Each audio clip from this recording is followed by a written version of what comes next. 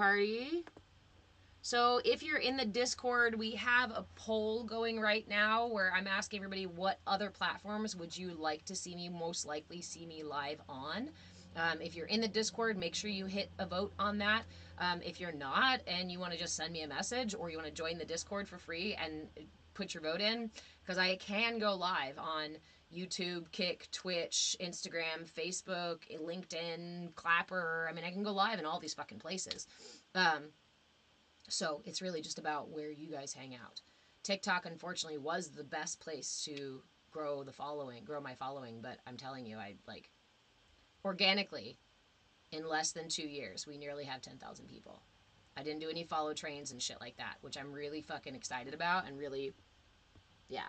And you can see it in the Discord too, where we've reached almost 150 people in just a couple of months. So it's really good. And that's the thing, is somebody recently reminded me that what I need to look at is not the analytics. What I need to look at is not the violations. What I need to look at is the engagement. And the reality is I see a bunch of people engaging in my stuff, whether it be to comment, whether it be to share, whether it be talking about it, whether it be being here in the lives, whether it be going to the Discord. I was working with another community last year, and we were building a community platform as well. But it was really slow going, like what I would expect to build a community, right? Was it to be like maybe a couple people a week. So to see the explosion that's happened in our Discord really makes me feel like we are doing something effective. Do puzzle things to prove I'm there, right, Bunny? Yeah. So it's good. I know it's working, and I'm trying, and I'm mitigating my own feeling of being frustrated, being shut down, and just moving the energy elsewhere. Because I know that if we built momentum here, we can build momentum elsewhere. You jumped to the Discord and voted. Awesome, Lori. Thank you. If you're not in the Discord and would like to join our Discord, it is free to join, and the link is in my link tree. I might get a violation for sending you to my link tree. The link is in bio. Link is in bio. If you'd like to support what I do, you can do through Cash App or my link tree. Please don't do so through here, because TikTok takes 60% of what I make on here through subscriptions and gifts. I appreciate them. They're fantastic. It's convenient and it's fun, and that's fine. I'm not going to tell you not to do it. But if you really want to support the work that I do, go through the link tree, please. But otherwise, yeah, Brian, it is free. I offer the information for free. I have memberships that give you more time with me in group coaching and private coaching, and get you access to more of my work that I have put out, workshops and replays and stuff like that. But the information here in the lives is totally free. Why? Because if we were sitting down at lunch, I'd be telling you this stuff. If we pass each other in the park, I'd be telling you this stuff. If we were in the grocery store, I would be telling you about this stuff. I am that person who shares the information anyway. And so in learning to be most authentic, I realized why I was struggling with creating things to charge people for. So there you have it. There it is. There it is. Hello. For those of you who are new here and wondering what the hell's going on, my name is Reverend Deborah. I am a movement facilitator, an interfaith minister, and clearly your shenanigan shaman. And this is our Bhakti Bites class. Bhakti in Sanskrit means devotion. So devotion to what? Some deity, some book, some something, some dogma? No, actually, the simplest kind of devotion, the foundational kind of devotion to self. Because the seeds for everything else in our life are sown in self-love, in self-trust, in understanding and having compassion for the self, in having a good relationship with yourself. That is the fertile soil from which everything else, no, pirates, not erupts, it's not erupting, grows, blossoms, springs, right? Thank you guys. Okay, so every week we pick a mudra. There are so many mudras. We've been able to do this for, I think I've been doing these live classes now for more than a year. And I think we do a different mudra every single week. I may have repeated some mudras because they were good for this or that, but we have almost, oh yeah. So this week, hey Victor, hey, see, Z, I always see your name and I think Victoria, so I gotta really catch it here. What is a mudra, Annie? Mudra, M-U-D-R-A. And the mudras we work with are called hasta mudras, or hand mudras. The mudra is just a position that we hold our hands in. Why they're effective is because there are energy channels that run through the body. And each finger, each channel represents different elements in the body. When we use mudras, we redirect the energy channels and those elements through the body, which is why we recommend holding your mudras for a minimum of 5 minutes, because those 5 minutes gives it time to circulate through your system. Some mudras are super weird and twisty. Some mudras are really simple. The most common mudra you've probably seen is the Gyan mudra, and that's just this one here, either resting in your lap, or you might have seen it here. There's a variety of other mudras. There's popular mudras that you will see people holding when they are. I know that Elon Musk has been seen holding the Uttara Bodhi mudra. There are others you can see holding this mudra as well, because these are so effective that we see people using them as they're casually sitting here with a mudra to boost their energy. This mudra in particular boosts confidence, increases power to the solar plexus, and increases somebody's ability to, I'm careful with the word control, but essentially control the situation.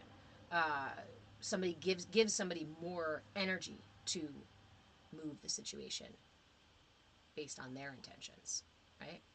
Good morning, everyone. Hello. You did, Lori, you did it for 5 minutes last night. Good morning, Nova. Hey, guys. So there are different types of mudras. We can use tongue mudras, body mudras, eye mudras. One of my favorite eye mudras, really, again, the mudra is just kind of holding it in a position. One of my favorite eye mudras is a practice of literally just turning the eyes toward the third eye, closing them and turning them up toward the third eye. It can be a little bit stressful on your eyes, so please be careful with it. However, that way you shouldn't, you shouldn't fall asleep? You did it for 5 minutes last night, so you could fall asleep? Is that a typo?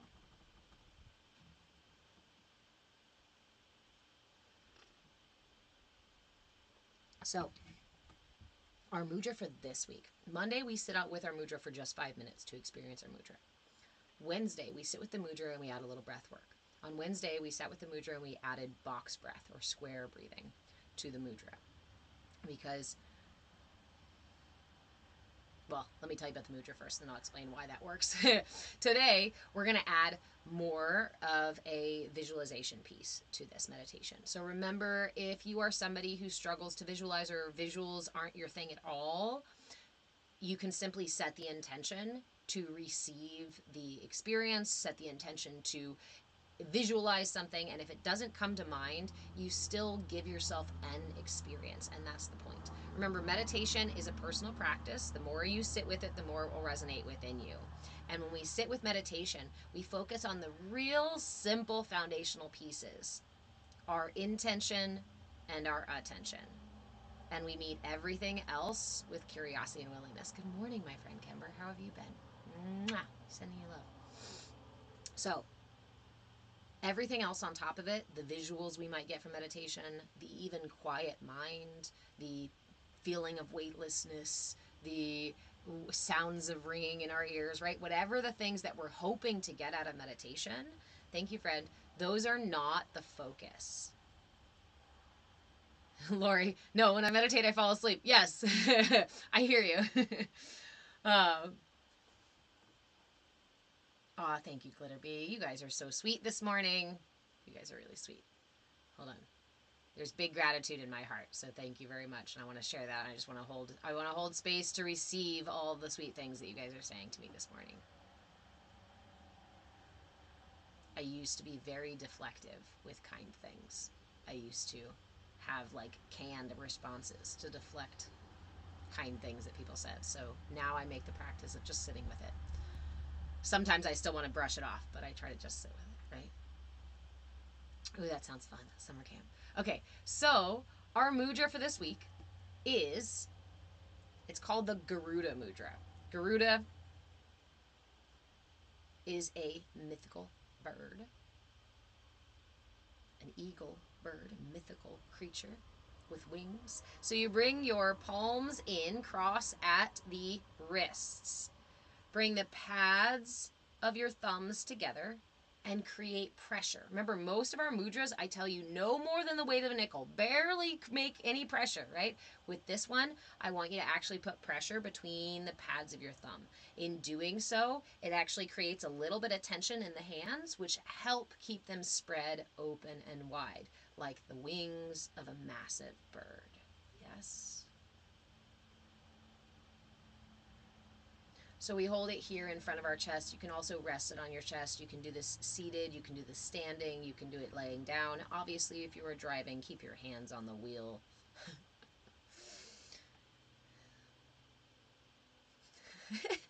Okay, so the Garuda Mudra works by activating the solar plexus. Your solar plexus is here below your diaphragm. Activates the solar plexus energy. This is our center for will, our center for self-esteem, our center for confidence, our center for our ability to control our reality, and internal and external reality. Maintain a healthy control on our lives, or accept the things that we cannot control, right? So this activates that center for will. It boosts that energy, fortifies it, and pulls it up through the heart. Helps to clear the heart so that we can connect better and more compassionately with each other. Moves up through the throat to help open any blockages to communication, both communicating outward and receiving someone else's communication. Further, pulls up through the third eye and the crown to open up our connection to higher self and ultimately make way for self-actualization, for more authenticity. So it cultivates authenticity, but it cultivates it in this way. So this is the mudra for maturity. And you can imagine how when we first activate our solar plexus, that happens between the ages of 2 and 4. That's when our solar plexus is developing. So when we start down here in that young, big energy, and then we pull it up through these, through experience, through time, through... This is how we develop understanding, the kind of understanding and wisdom that comes with time, with maturity. So this is the mudra for maturity in this way, that it pulls us from this place as, toddlers who are extremely egocentric into this higher state of self-actualization through the process of connection, communication, understanding. Right? So like I said, on Wednesday we added box breath to our mudra. And the reason for that is because box breath is, hey June, box breath is it's a pretty basic pranayama practice, but I find that it's one of those that a lot of, when you're new to breathing intentionally, that it can cause a bit of a hiccup. It can be a little bit difficult. So box breath is inhale, 4, hold, 4.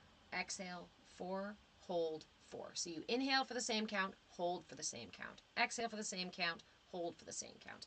What I find is that the inhale is fine, the hold is fine, the exhale is fine, but when we attempt to hold the exhale, oftentimes our lungs, our body goes, it feels a little bit harder, a little bit more frantic.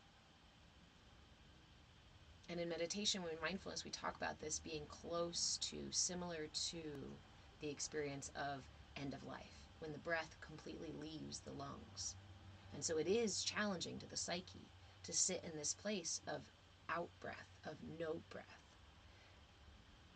How do we sit through that kind of process? By garnering, by gathering the maturity, right? The wisdom to sit through the feeling of being uncomfortable, the feeling of being a little bit nervous.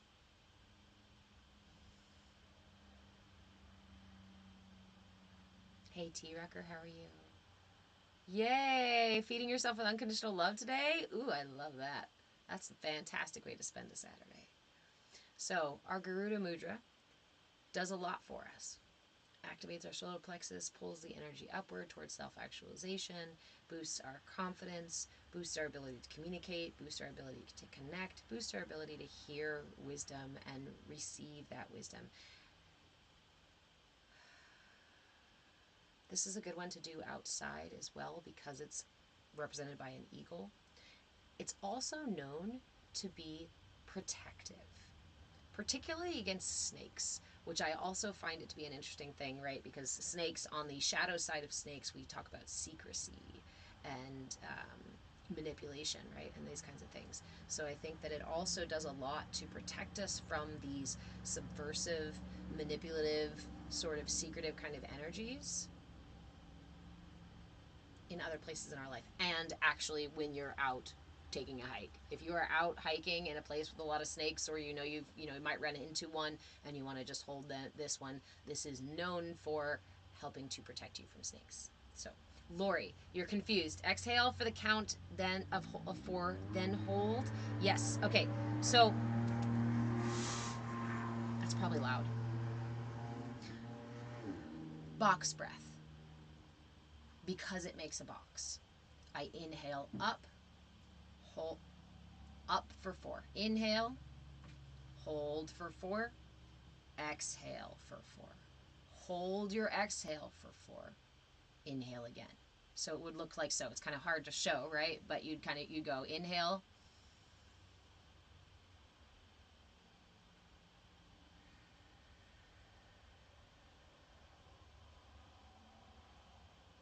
Does that make sense? Does that look, it's, yeah. Okay. I counted only my hold. So inhale, hold, exhale, hold. So you inhale for 4, hold for 4, exhale for 4, hold for 4. It's that hold after the exhale when your lungs are empty that a lot of times we can get kind of. Beth, an old friend is trying to work back into the group, once said she hadn't thought about it but asked. And basically she realized there was a snake.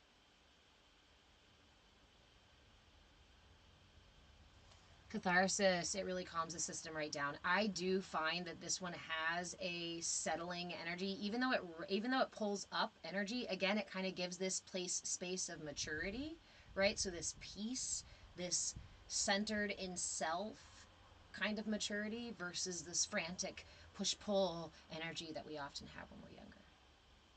I love snakes too. I love snakes too, and that's why I want to always acknowledge that there is the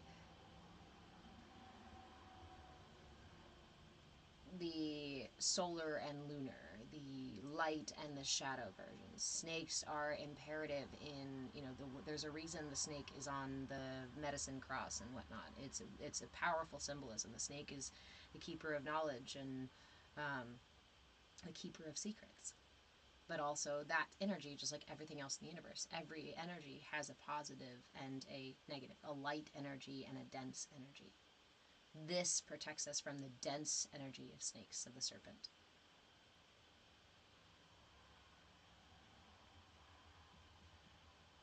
So we got about 10 minutes before we start meditation. I wait usually until 10:30 just to give people time to filter in.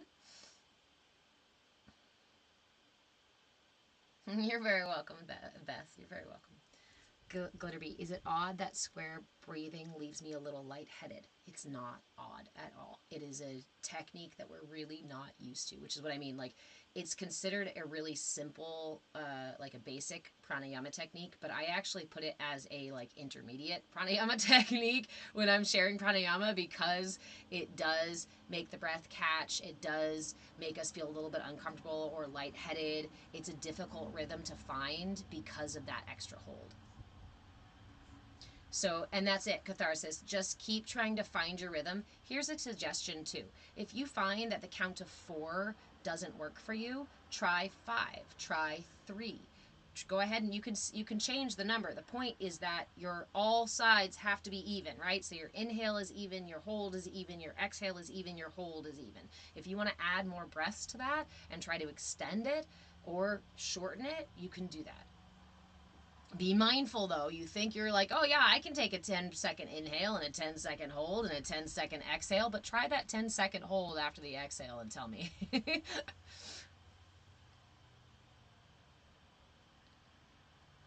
Skooma, is it bad to do square breathing all the time after a workout to slow my heartbeat down? I don't think it's bad to do it after a workout. My only suggestion is just to not do the same thing every single time. And that's only just to keep the system dynamic.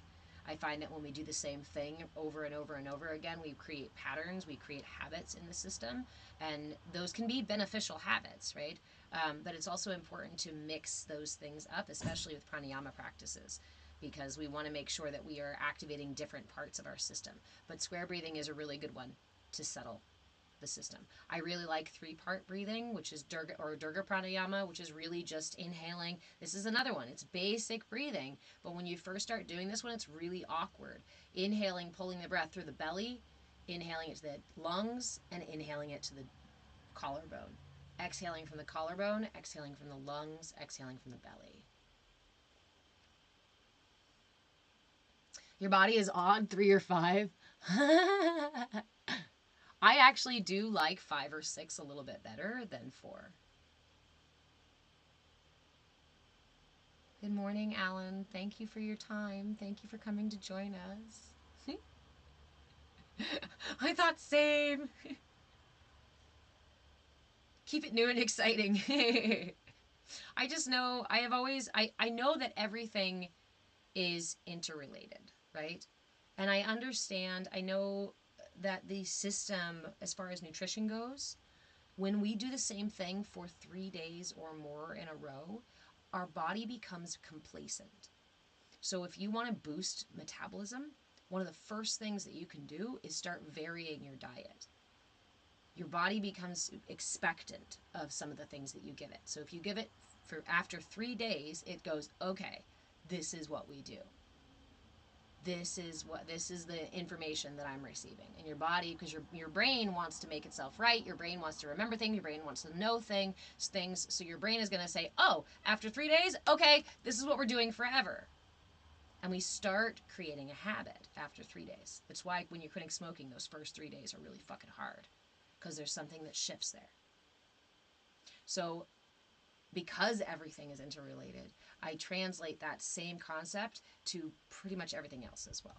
Make sure you're not doing the exact same thing for more than 3 days in a row.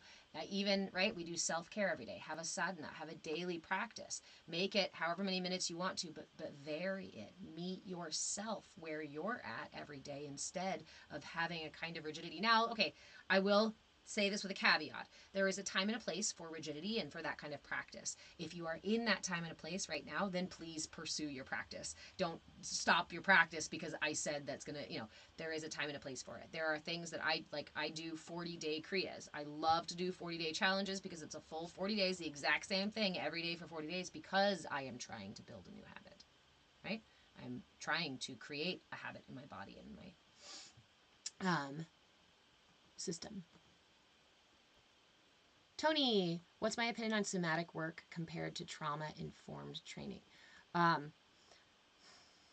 Somatic work is overall helpful. I think anybody could benefit from somatic work. And somatic work is, right, trauma informed. Not always, but your teachers should be trauma informed. Somatic work is particular to getting down to those traumas held in the body. So if you're doing any other like yoga, you can find trauma informed yoga therapist. You can find that in other places as well. So just make sure that you, honestly, just make sure that you try out a couple of things so that you can find what really suits you. And if it doesn't, if somebody else says, hey, here's the thing for you, try this thing, go ahead and try it if you want to. But if it's not for you, put it down and keep looking. Sometimes we take somebody else's suggestion and go, okay, well, that's what they said it was going to work. And we stick with it longer because they said it was going to work. And we hope that they were right versus being true to what we are, right? What we know.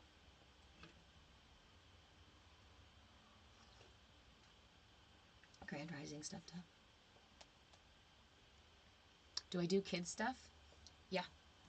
Yeah, my son and I are actually working on a kids yoga class. Skooma, sometimes I forget to eat because of extreme ADHD, so it totally works out.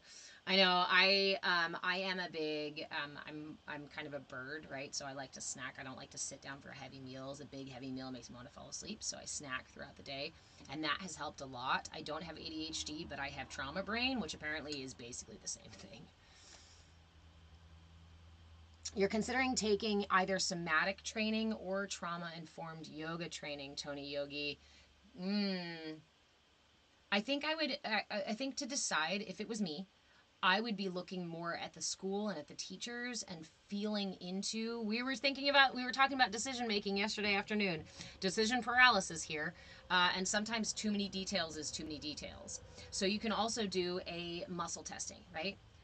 If you have something like something from each school, write it on a piece of paper, write the name on them, write the name of the training on them, whatnot. Hold it here at your heart with both hands, close your eyes, and if you rock forward, it is a yes. If you rock back, it is a no. Feel for the subtle movement. That's what I like to do to help me make decisions, but ultimately in terms of like using your mind to make the decision, I'd probably look at the school itself, compare the programs, because both of those can basically lead you in the same direction, except for with yoga, you're going to get these other pieces as well. So, man, that's hard.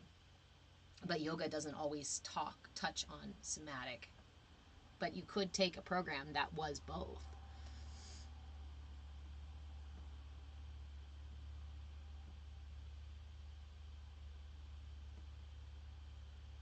Stuffed tuck walk is really nice. Hey, Guru, you like my mug? That's my what's it called? My tea troll. Not eating can be detoxing, cleansing. Yes, but Cynthia, we always want to be careful that we're not taxing our systems, or fasting is something that we really should be mature about, responsible with. I don't talk at length about it here. If you'd like to talk at length about it, you can come join the Discord for free.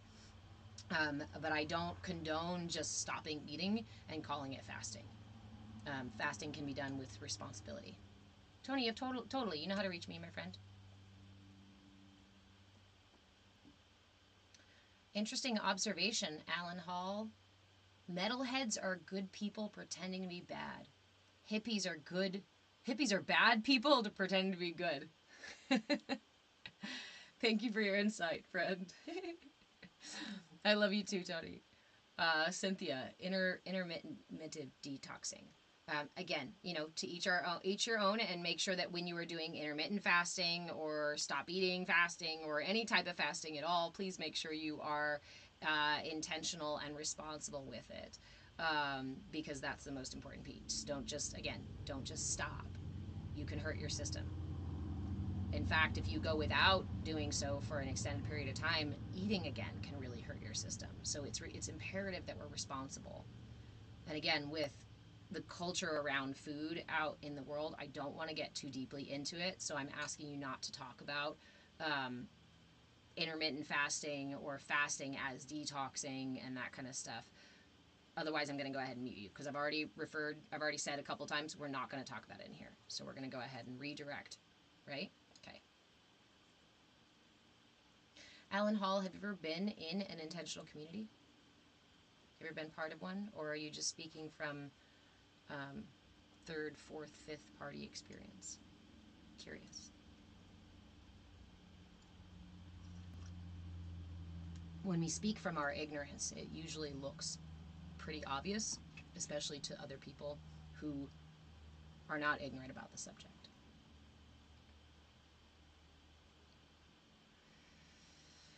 Yeah.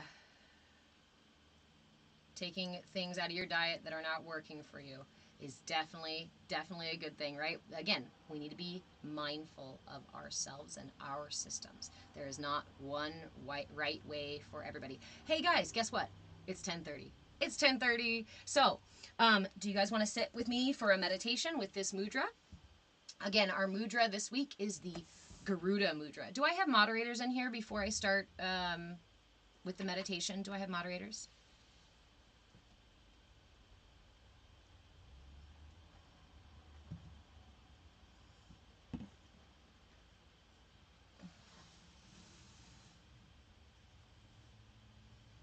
Thank you, Tony, for responding. And we can also acknowledge that a overarching, statement like all hippies, right, is a logical fallacy.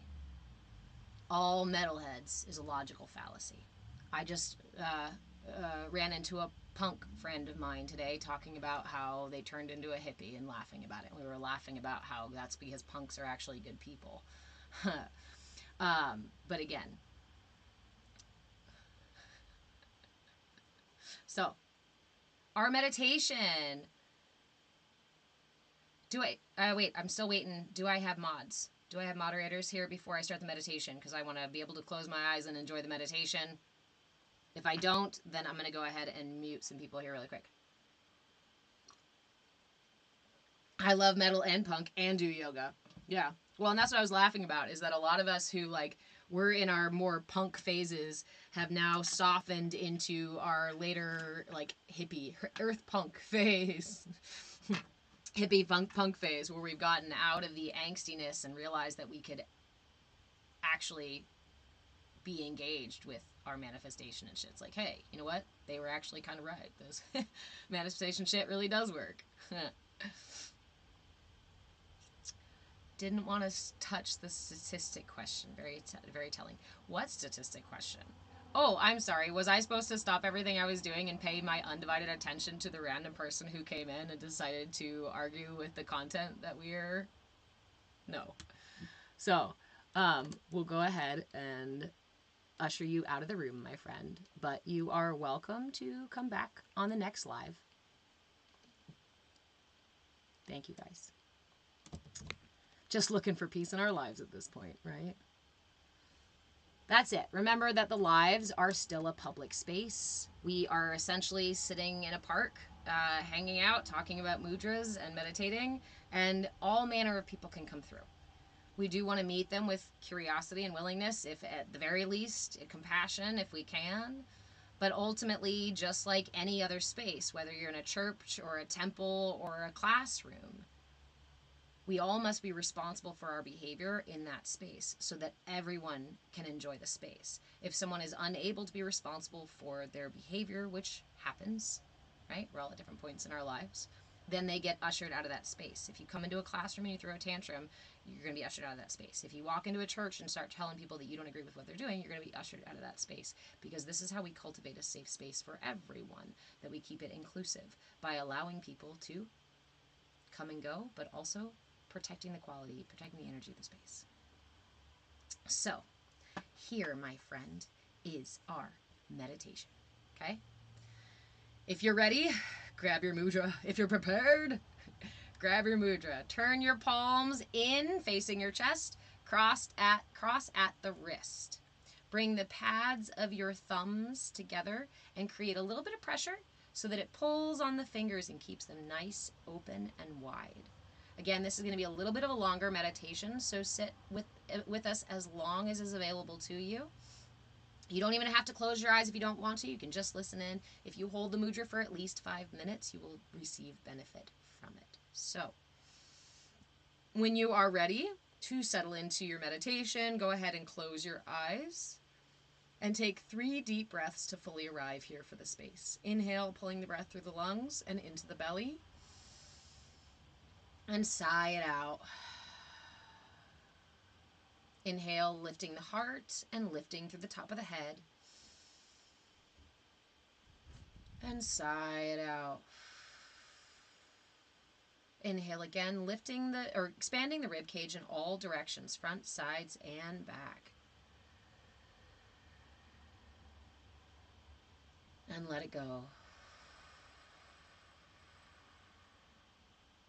Check on your mudra for a minute. Make sure you've got pressure between your thumbs. Make sure those fingers are nice and open and wide. We want to keep intention in our mudra so that it doesn't collapse. Take a few moments to follow the breath with the lips closed. Inhale through the nose and exhale through the nose. Just allowing the breath to settle into a comfortable, steady rhythm.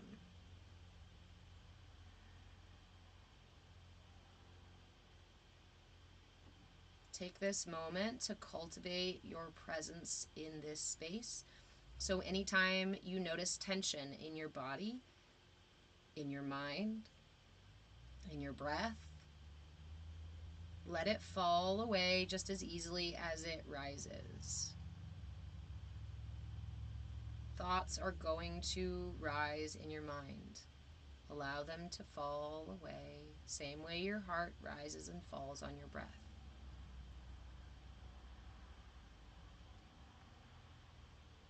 If you need to adjust your posture, please feel free to do so. This is not about creating tension or creating a battle within ourselves. In this space, we cultivate compassion.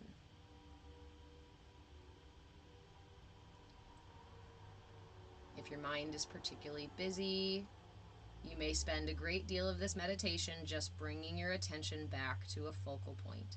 You can use your mudra as a focal point. You can use the breath as a focal point. Later, you can use the visuals. Whatever anchors you into the present moment, the game here is to keep it focused, is to keep your attention on the practice. Anytime it wanders off, meet it with compassion and usher it gently back in. Continue to breathe. We're just going to settle into the space for a moment here.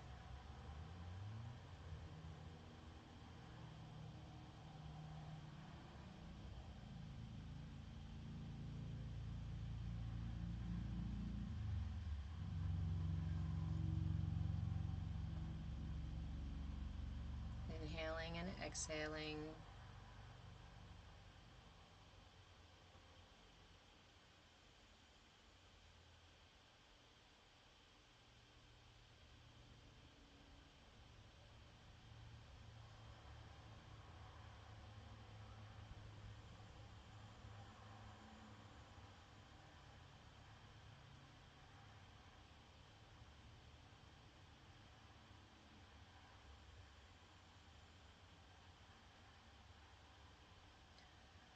I'm going to offer box breath here.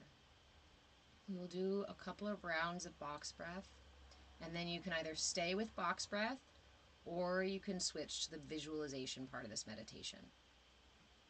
So for box breath, we simply inhale the breath for a count of 4, hold for a count of 4, exhale for a count of 4, hold for a count of 4.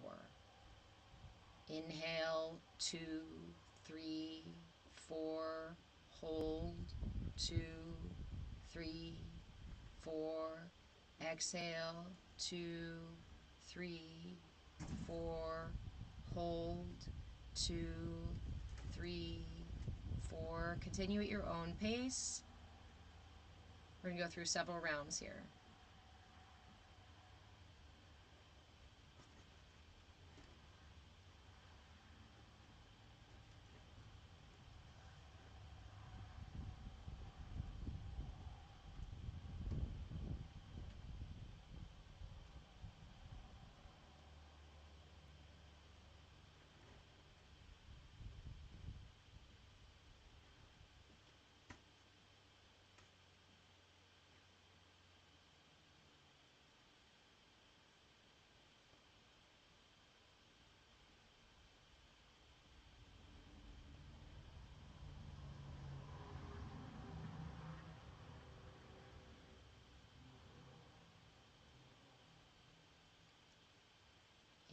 Inhale for 4. Hold for 4. Exhale 4. Hold 4.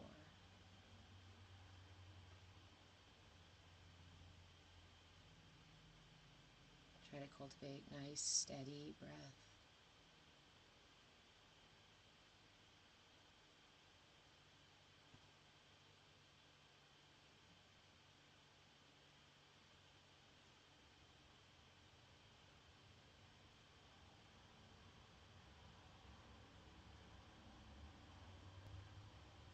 As you continue with your breath, allow your mind to wander here for a moment. I want you to think about a challenge or a problem, some kind of hurdle that you're working through right now in your life. You can pick something really big, you can pick something really small, doesn't matter, it's up to you, whatever you feel safe choosing today. Choose a challenge of some kind. And when you have it decided, I invite you to open your mind's eye and see the pieces of this challenge. Allow them to manifest before you in your mind's eye. If you don't get any visuals, just take the time to think about them. Give them your attention. Give all the details your attention as you continue to breathe, either in box breath, or you can return to a steady inhale and exhale if it's too distracting to do both.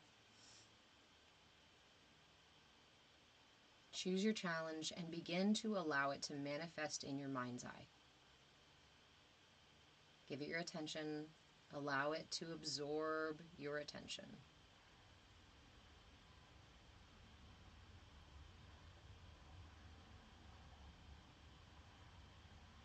Feel the feelings in your body that this challenge manifests. Notice where you feel it without any need to change anything, without anything to do anything about it. Just notice. Notice the feelings associated with it. Notice the details of it. And when you feel like you've sufficiently taken a good hard look at all the things that you are currently familiar with about the situation, I invite you to notice the massive, magnificent wings that are opening from your back. Standing here staring at this problem, suddenly wings emerge from your back and stretch themselves out wide. Just like a mythical bird, these wings carry you above the situation. Feel that weightlessness. Feel the way they beat against the wind as they lift you off the earth, out of the situation, out of the muck and mire of it, and to lift you above so you can see it from another angle. Again, let this manifest however it manifests in your mind, and just set the intention to lift above, to rise above the situation. And take a moment to circle overhead. Take a moment to look down at how the details look now. How this massive problem that was totally absorbing you, is now a much smaller problem, much further away. Take your time with this piece. Either just inhale and exhale along with the practice, or you can return to box breath as you sit here above, way above the issue, way above the challenge, seeing it from another angle.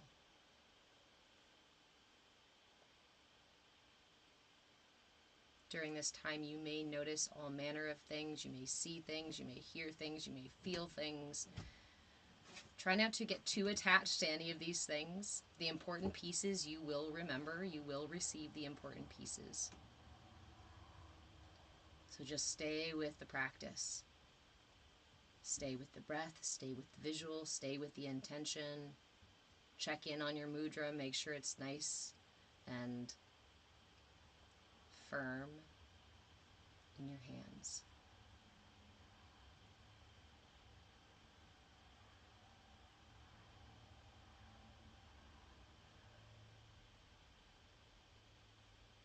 Take all the time you need to examine this problem from this new angle, from this higher perspective, from this wiser self perspective.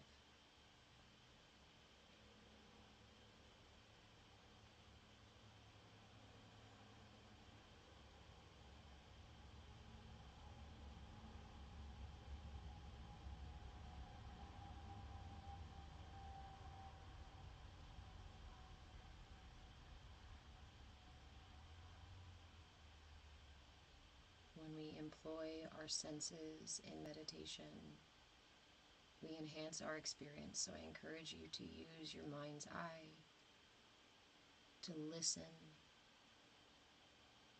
to feel into the experience.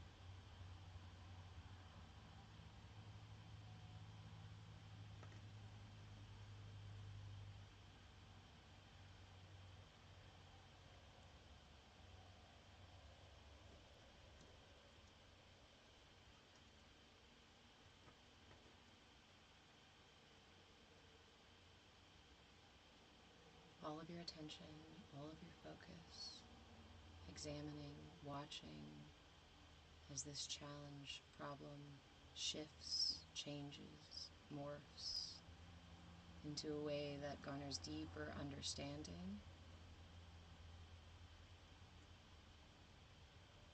a new perspective.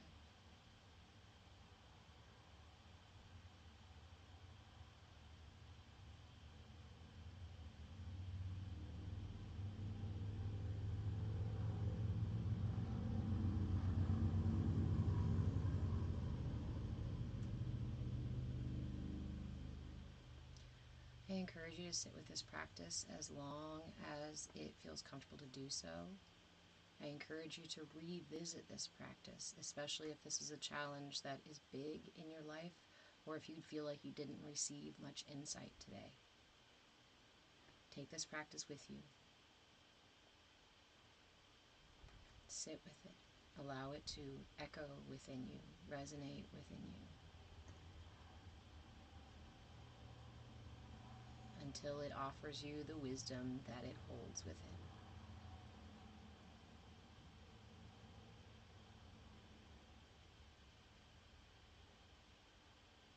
When you feel complete, I invite you to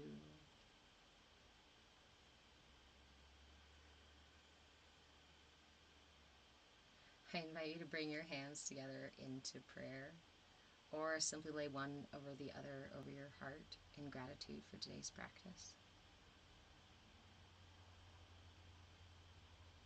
In gratitude for the breath, for the body, for the being, and for the divine prana that flows through it, connecting us to the rest of the universe and everything else in it.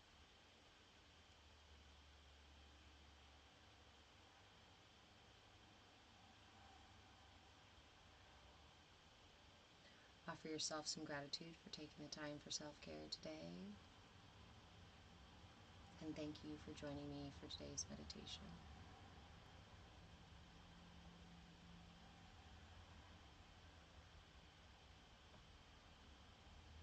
Before you open your eyes, after expressing your gratitude, if you notice you're still up in the air flying around your problem, you can decide if you'd like to come back down, put your feet back on the ground before you open your eyes, or you can leave yourself there, up in the air, above the problem.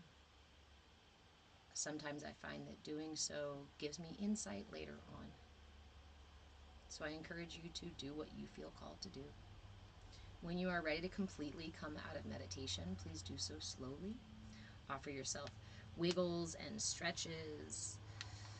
Only opening your eyes when you're absolutely certain that you want to come back to this reality. Shit, I'm in the wrong reality. Whoops.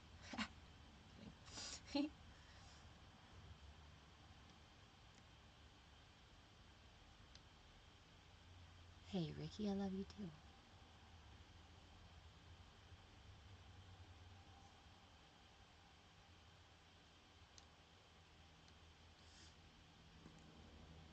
Duct activation happened. Got me as well. Got me as well.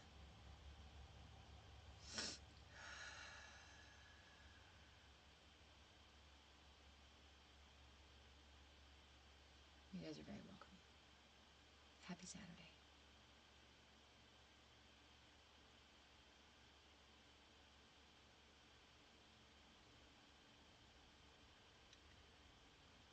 You're welcome, Ava. So, I think we talked about it a couple weeks ago when we did. Was it a couple weeks ago or was it last week? When we did a meditation with a winged horse. Were you guys here for that Saturday where we flew above our mind map? We rode on a winged horse.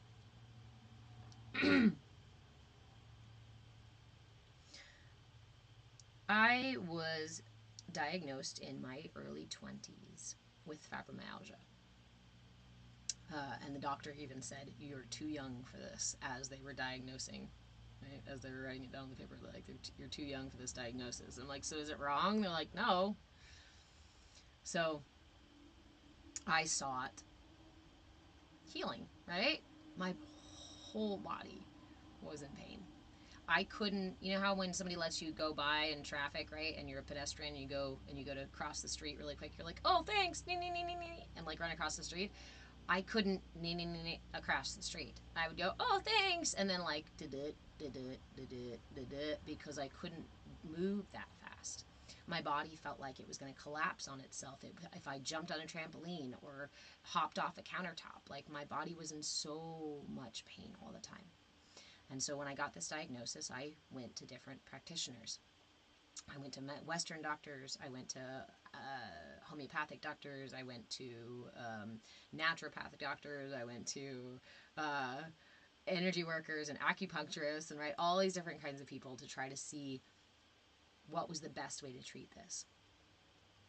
And the best person that I met during that exploration actually never even did energy work on me. It was an energy worker.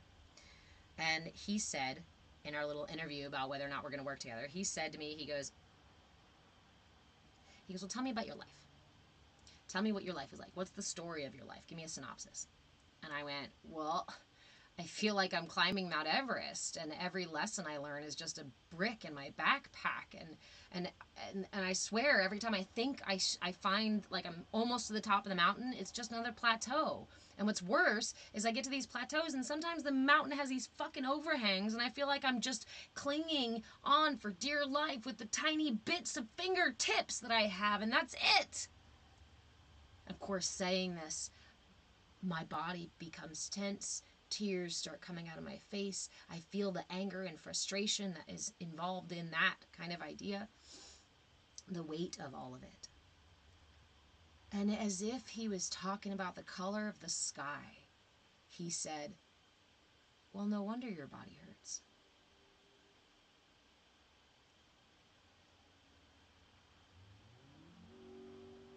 And he goes on to explain that we can look at the synapses in our brain like pathways, because they're electrical impulse neural pathways. And these are not only in our brain, but in our hearts and elsewhere in our body.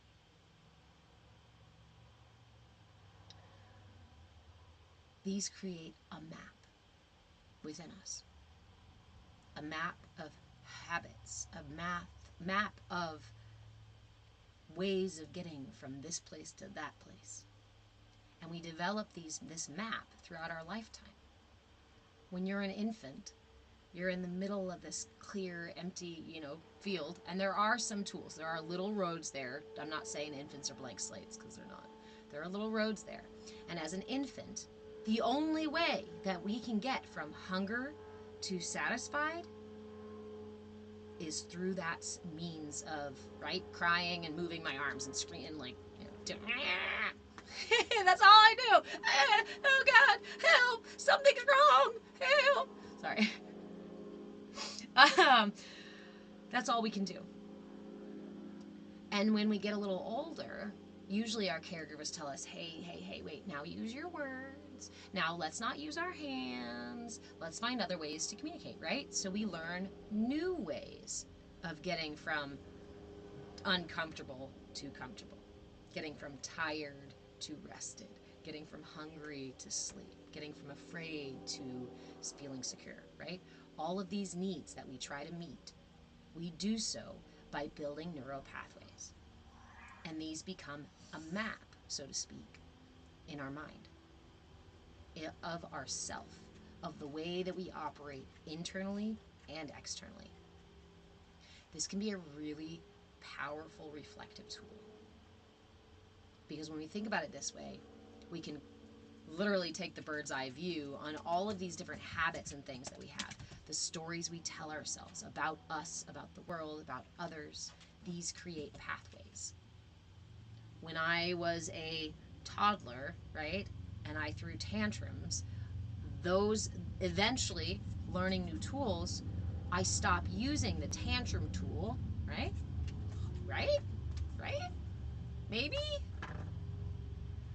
But then we see the 50-year-old man in the hardware store throwing a tantrum over the wrong screws or something like that, or the wrong bolts, or I swear I said something wrong, and we go, whoa, wait a minute. You never repaved that road. This road is the same road that you used when you were 5. And the stories we tell ourselves about this road, for example, my story, my map, was actually a mountain. The entire thing, my entire map was on the side of a fucking mountain going up. And this energy worker said, why can't your map be like a river? Right? Can you just float through life instead of climbing up a mountain? And why do your lessons have to be bricks in your backpack? Can't they be feathers or bubbles that just like hang out around you when you need them? And my brain was just like short-circuiting, right, while he was talking about this. Because, yeah. Why am I telling myself that all my lessons are bricks in my backpack? Because they feel heavy. Is that not about perspective? That perspective. Beth, your boyfriend gained the stop, then didn't learn the repave. He struggled for years. That's the important piece. We think we need to cut off or starve or, make parts of ourselves go away, like the tantruming little kid part, right? We think, oh, well, I should just stop that behavior and make it go away. Energy never dies. It only transfers. So the best thing that we can do within ourselves when we find an energy that is imbalanced is to rebalance that energy by repurposing the energy. I've talked before about how my negative self-talk, my mean, harsh self, actually is a protector self. And when I was not protecting myself, she was really negative self-talking to me. But in listening to her, not just trying to shut down my negative self-talk, but actually giving her my attention and saying, okay, I hear you, but what you're saying is mean. Like, what do you mean underneath? What is the truth underneath what you're trying to convey here? And after several interactions with her, I started to realize that she was there because I wasn't protecting myself. The more I have learned to set better boundaries for myself, protect myself, and to do the things that make me feel safe, the quieter she is.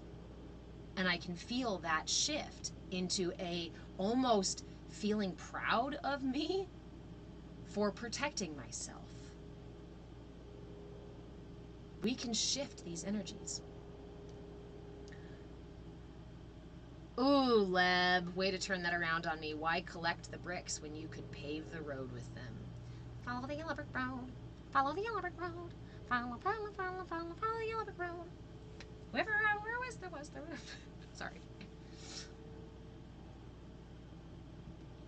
Star Muse, I found I need other tools as an adult. Tools from childhood don't work well. But you know what I think I see in the world right now is that people think they work really well.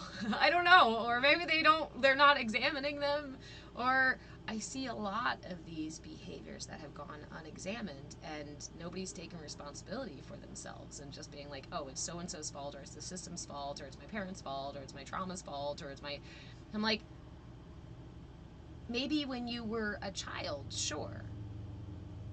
You were vulnerable, you were not even developed completely, okay. But as the adult now, you are the responsible party. And that's the hardest thing for people to get out from underneath. Feeling justified in their immature, imbalanced, irresponsible ways of behaving because they can blame it on somebody else. I'm not going to take responsibility for that. My parents are mean to me, so now I get to be mean to everybody else. That's imbalance. You're going to remain imbalanced. You're going to cause yourself suffering. And again, that's a choice. And that's a path that many of us have to walk down and walk through before we can get out the other side.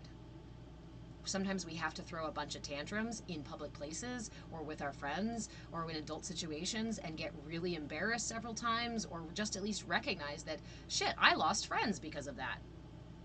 I'm not a good friend because I tantrum when I don't get my way. If I want good friendships, but then I sit around and complain that, nobody wants to hang out with me. Okay, but when we do hang out with you, you throw tantrums like a 5-year-old. And despite your good friend saying, hey, friend, this isn't cool, you just blame everybody else. There's no personal responsibility. Well, then there's nothing that we can do, friend.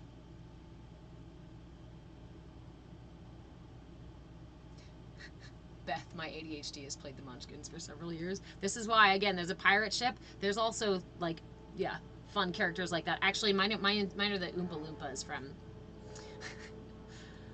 yeah.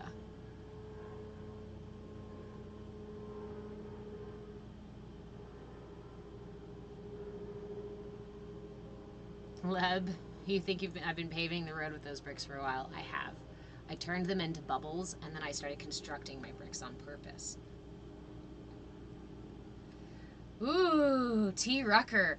I gave my keys of suffering away when entering the age of Aquarius. I gave away the vault of suffering. This is why we talk about pain is something that exists. We're going to experience it. Suffering is something we choose when we attach ourselves to the pain. When we hold it, when we lock it away within us, when we wear it as our ego and as our self and as our badge of honor. But again, it's also the hardest truth to acknowledge. Can't strain my brain, gotta have gratitude regardless to get along with folks. I agree. Hey Ricky, how are you? You like the Chipmunks Christmas? Okay, I will admit that I have always had the, because I've always liked to hula hoop, so, what's his face going, me, I want a hula hoop. We can hardly stand the wait. This Christmas, don't be late. You guys stop it. Stop. My future is healed.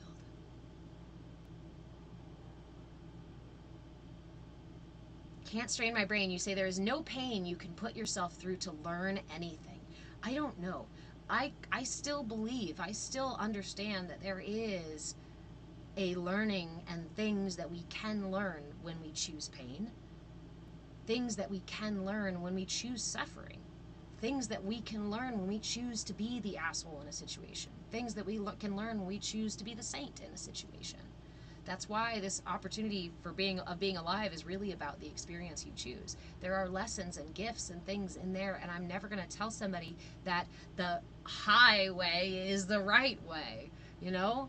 Maybe the low, dense energy thing is for you because it's something that you need to experience in this lifetime. Whether you believe in reincarnation or not, I'm not talking about that from a dogmatic standpoint. I'm talking about that from a place of energy never dies. And there is all kinds, from the highest of high to the lowest of low, left and right, all the way wide of energy. Some of us are going to experience Disney squirrels everywhere. Stop it! Some of us are going to have a lifetime. We're going to experience those denser energies. And we can choose to remain in those denser energies, or we can choose to rise above those energies, to use them as stepping stones. Hey, Austin, how are you? I love you too, Ricky. Hey, Brian, thank you. I'll take some hugs. But that lake, what lake? It's dwelling in dread. It's a doomed spiral. Oh, as much as you stopped swimming in your insecurity lake. I like that imagery. The insecurity lake. Dwelling in dread.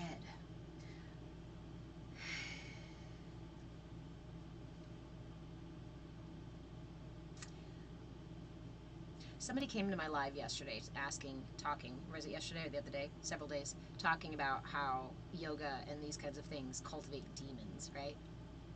And it's been going around in my head a lot lately because people come in with that same image or message a lot.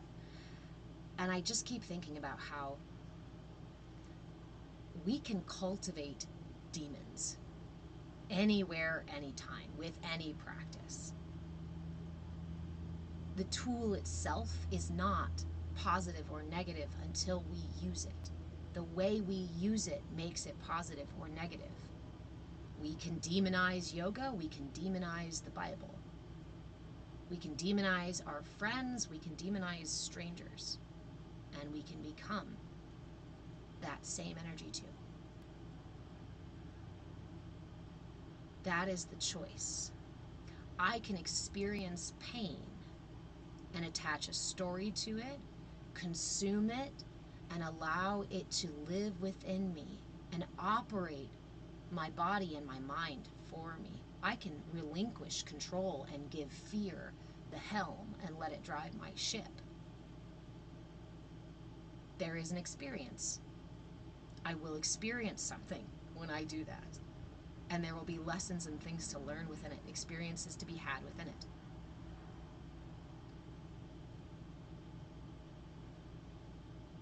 I can choose also,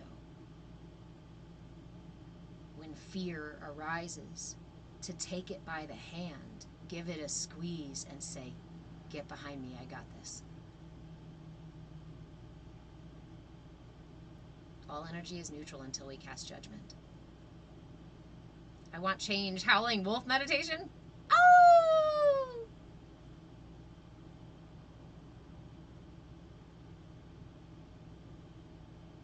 Leb, things we demonize may offer a lot to teach us when viewed through the right lens. The things we demonize, right, that experience, that darker, denser energy is of us. We cultivate it. It's of us. And we can choose to alchemize it or not. And that's okay to do either way.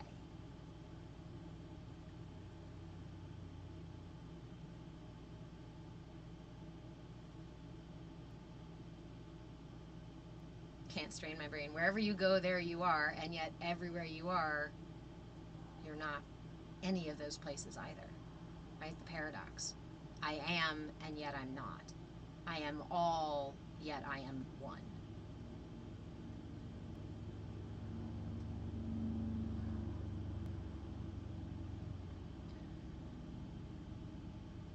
I think the hardest thing for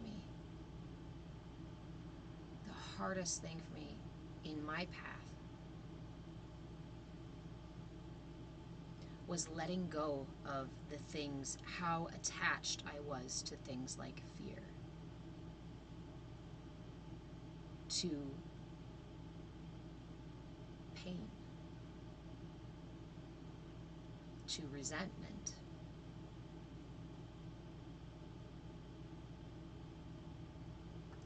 The hardest thing is to feel justified in your resentment and still put it down.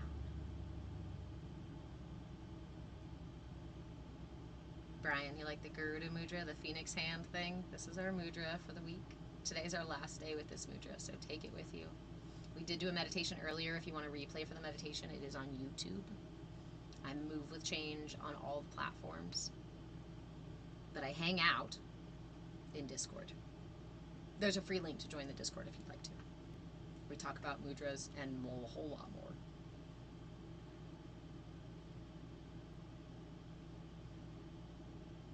This mudra helps us to cultivate the maturity to rise above our attachments to those things and to sit back a little bit, to create a little bit of space and say, well, what would happen if I wasn't justified in this? What would happen if I didn't choose revenge, if I didn't choose resentment?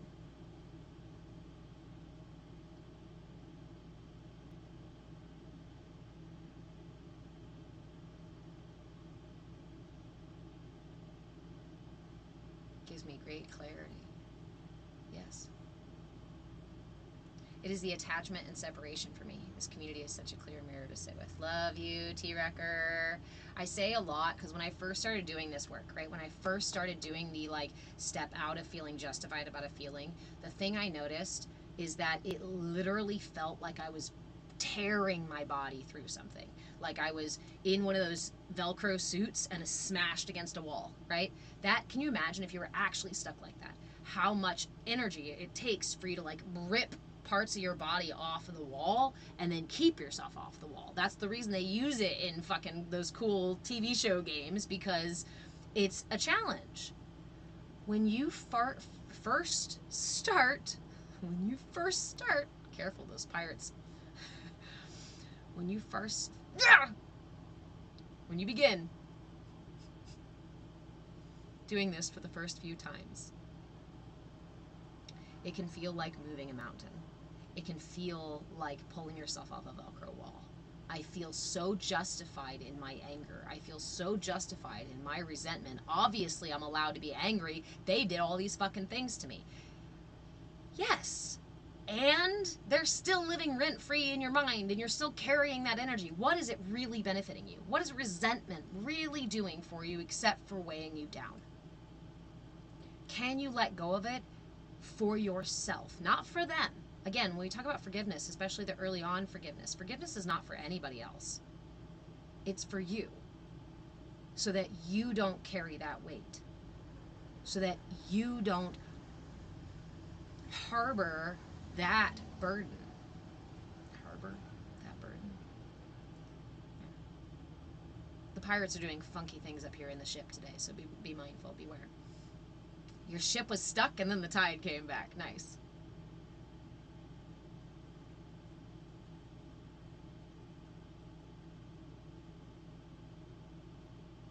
Can't strain my brain. Forgiving yourself is one of the most important things I've ever learned.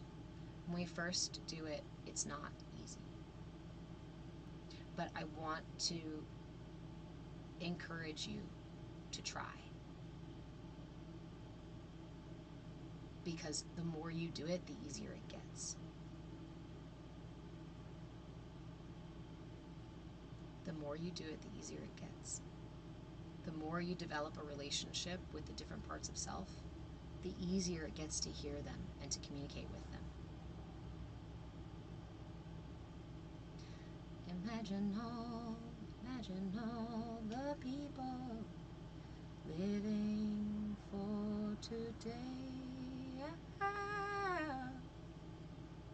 You may say I'm a dreamer, but I'm not the only one. I hope someday, yeah, you'll join us, and world will live as one. Within you, tomorrow. Within you, without you, tomorrow never knows. I always like to just say, tomorrow never comes. It's just today. Yesterday is just a memory, and tomorrow is just an expectation. Each day I wake up, it's just today.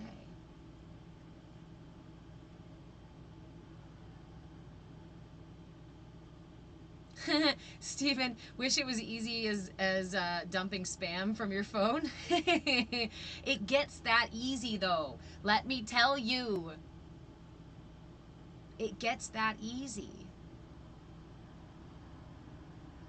It is a habit. It is a practice. It is a skill like riding a bike. Fear, for me, used to grip the helm and drive my ship into the worst situations. I mean, I would literally, have you ever had that experience where your body is doing and your mouth is saying and your for all intents and purposes, your ego is carrying you on and you're sitting somewhere, the you is sitting in the background going, no! Why? Like, somebody please! Oh my God! We look back and go, I don't even know why I said that. I don't even know why I did that. I couldn't even stop myself. These are habits that our systems have created ultimately to keep us safe. And that's great. But when the habits, the tools that keep us safe also fucking wreak havoc in our lives, like it would if you were still a 5-year-old trying to run an adult life, we don't let our children handle the adulting because they're not mature and responsible enough for it. Christina, there's an iceberg ahead.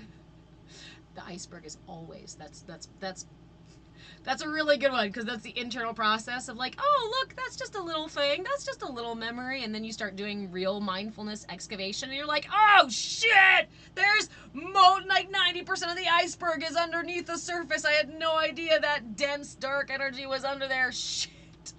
Maybe I should have never flipped that iceberg over. This is the experience sometimes of mindfulness. And also why I asked you to be really gentle when you go into this space.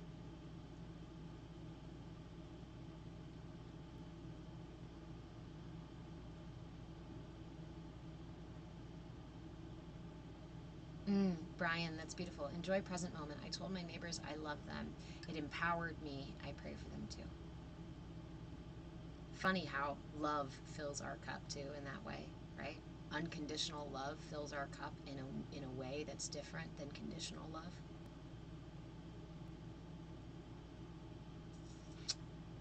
Can't strain my brain. It's funny, I forget what it's called, but it's a neurotic symptom like Tourette's. Same happens to you. Which part? The, like, ego self taking over? What is a childlike idea and what is an adult idea? Only in reference to the level of maturity, I guess. I think that's what I'm referring to, is the degree of wisdom involved in the decision making. Childlike decisions can also be very effective and helpful as an adult. Where we talk about what are 2 of the 4 main tenets of mindfulness in here? Curiosity and willingness. Those are childlike ideas. The other 2 pieces of mindfulness are your intention and your attention. Cultivating your intention and your attention. Those are the mature adult-like ideas. Both and all of the above live within us. That's again, the misnomer to say, oh, I'm not the child anymore. But the child lives within you. Oh, but I'm never going to be an adult. But the adult capacity lives within you. All of these are available to you, which is why which is why we seek them within. When we find them within, we have a better relationship with them externally. Oh, the misspeaking. I had a minor stroke and a couple seizures a few years ago. So, yeah, brain things. My question is that, are we intuitively nurturing or where do kids learn not to share or whatever. Ooh, you want to dive into nature versus nurture and the development of the chakra system and the social emotional development stuff? Because that's what I went to college for, and it makes me really excited. That's like my favorite soapbox, because I feel like if we really understand how we develop and why it happens the way that it happens, then it takes a lot of the resentment away, and it takes a lot of the frustration away, because we recognize how to work with it. Right? When we know the tools, when we know how the system works, when we know how something functions, an engine functions, it's much more easier to work on it. If I don't know how the engine functions, I'm just going to look at the fucking car and go, it's broken. I don't know. Put a banana in the tailpipe. That might fix it, right? That's what we do with our systems, with our bodies, with our minds, with our emotions, with our selves, with our beings. We hit it with a hammer. So there you go. Clunk, clunk. I think it's working now.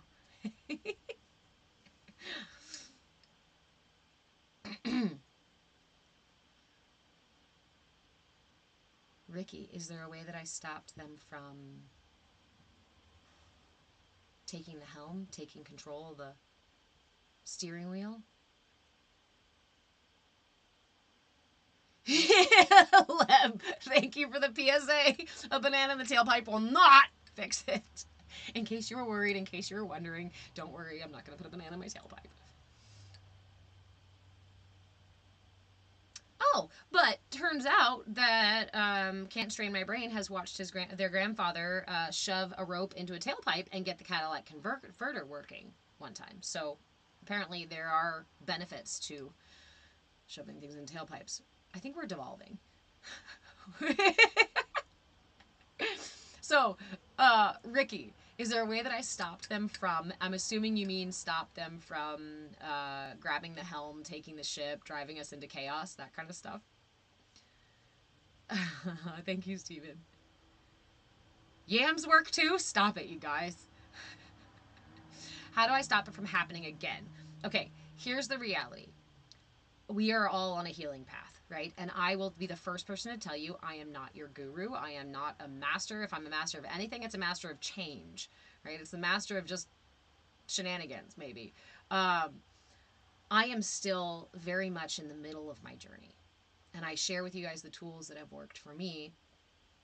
But that doesn't mean that they always work for me. And that doesn't mean that I still don't have bad days. And that doesn't mean that it doesn't happen that I had an experience this year. I had a very good friend of mine. It depends, right? It gets easy with the easier situations. With the easier situations, I don't have to, I've practiced so many times going to the grocery store so that I can meet my anxiety, and so we can go in together as friends rather than the anxiety pulling on my skirt the whole time trying to get me out of the store, right? These are things I've worked with over and over and over again. Essentially, I have developed a relationship with that part of myself, because it's not about me learning to control it. It's about, I've spent time developing a relationship, and I know what things my body and my mind and my emotions need when anxiety rises up.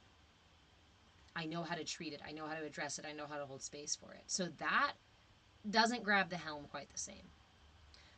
But in this other situation, much earlier this year, at the beginning of the year, I had a very good friend of mine cross a boundary. And because that person is a very good friend of mine, I felt much more vulnerable, and I felt much less confident in setting the boundary. In that case, another ego character, the one that was intended to keep me safe, that does a really good job about it, grabbed the helm, and I disassociated. And I spent the weekend disassociating. And actually, it took me a couple of weeks to realize that I had disassociated that severely and to feel the anxiety. This is how I've recognized it, is because I've developed a relationship with anxiety. So anything that came about with that person, text messages, phone calls, emails, any sort of communication between me and that person, and anxiety would start to well up again. And I'd go, that's weird. Why is anxiety coming out of nowhere? It took me literally a couple of weeks, to look back and go, oh my God, the anxiety is back. The obsessive thoughts are back. The doubt in myself is back. This negative self-talk. What happened? What triggered this? I wasn't able to hold my boundary with that friend, and so another character took on. So what happened? What happened was I lost trust with myself. I made a mistake. I lost some trust with myself when I should have, when I wanted to, right, be able to protect myself. I wasn't able to. So I had to do some repair. So that part of me, right, that sets boundaries with strangers, that's much easier. I've developed that relationship. But it's not every day that I have close friends of mine crossing boundaries. And so there's not as much opportunity for me to try that out. I can build the other things up. And in this situation, I had aftercare tools that I didn't have before. So I was able to, once I recognized it, address it with the friend, address it with myself, and do the things necessary to rebuild trust with myself. I can now have conversations with that person again without the anxiety, without the fear, without dissociating. So how do I stop it from happening again? I can't control the outside world. There's nothing I can do to control anyone or anything outside of me, barring actually like physically assaulting or doing things. Like obviously there's that piece. But beyond that, barring that, I don't have a lot of control of anything outside of me. But I am the only one privy to this space.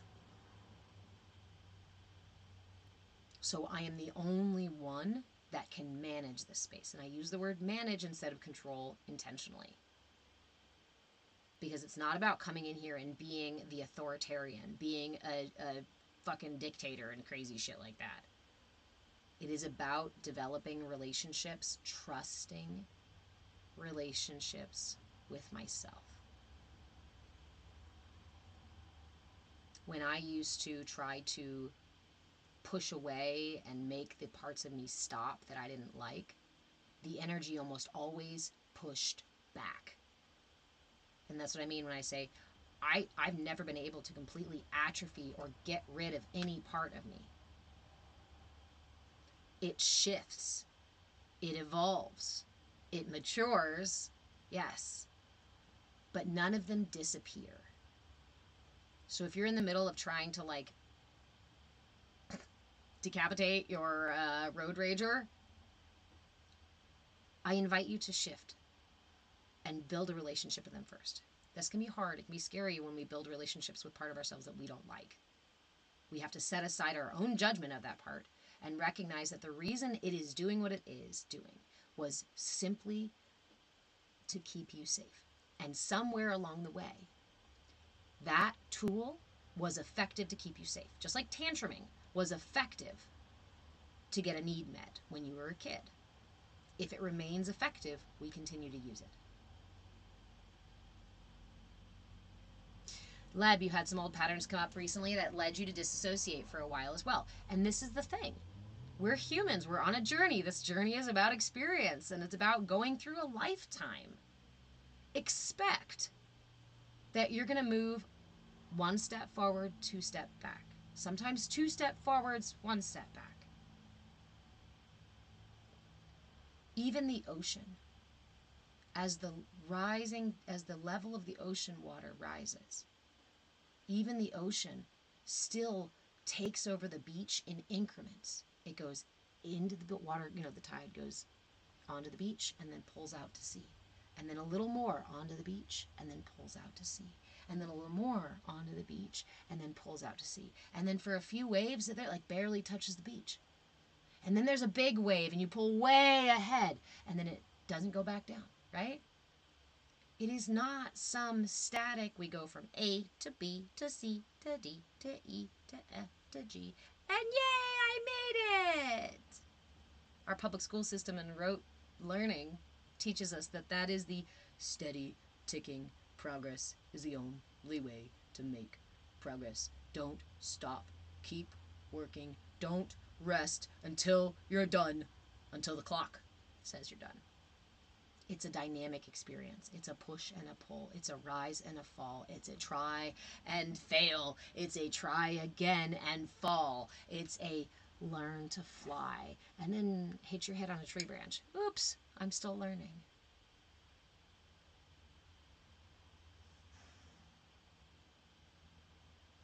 Brian, character defects. Yep, I got a few. I have learned not to shift that language too. They're not defects. In fact,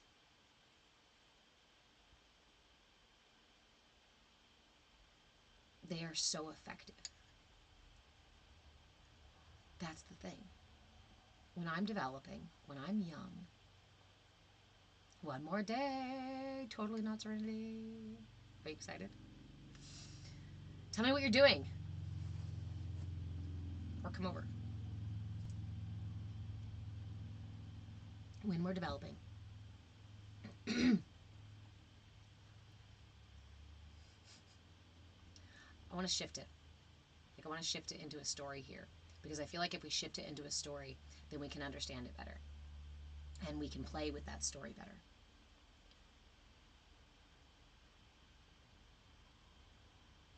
Stop singing songs, pirates. Okay.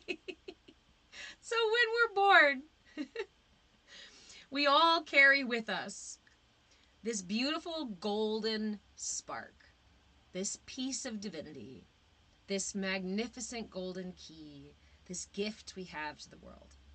Whatever it is that what you want to imagine it is, right? This is my spark of divinity. This is my piece of divinity.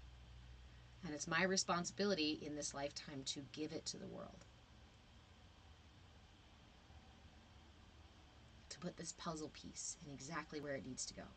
Now imagine that I have encapsulated this and I've placed it in my heart.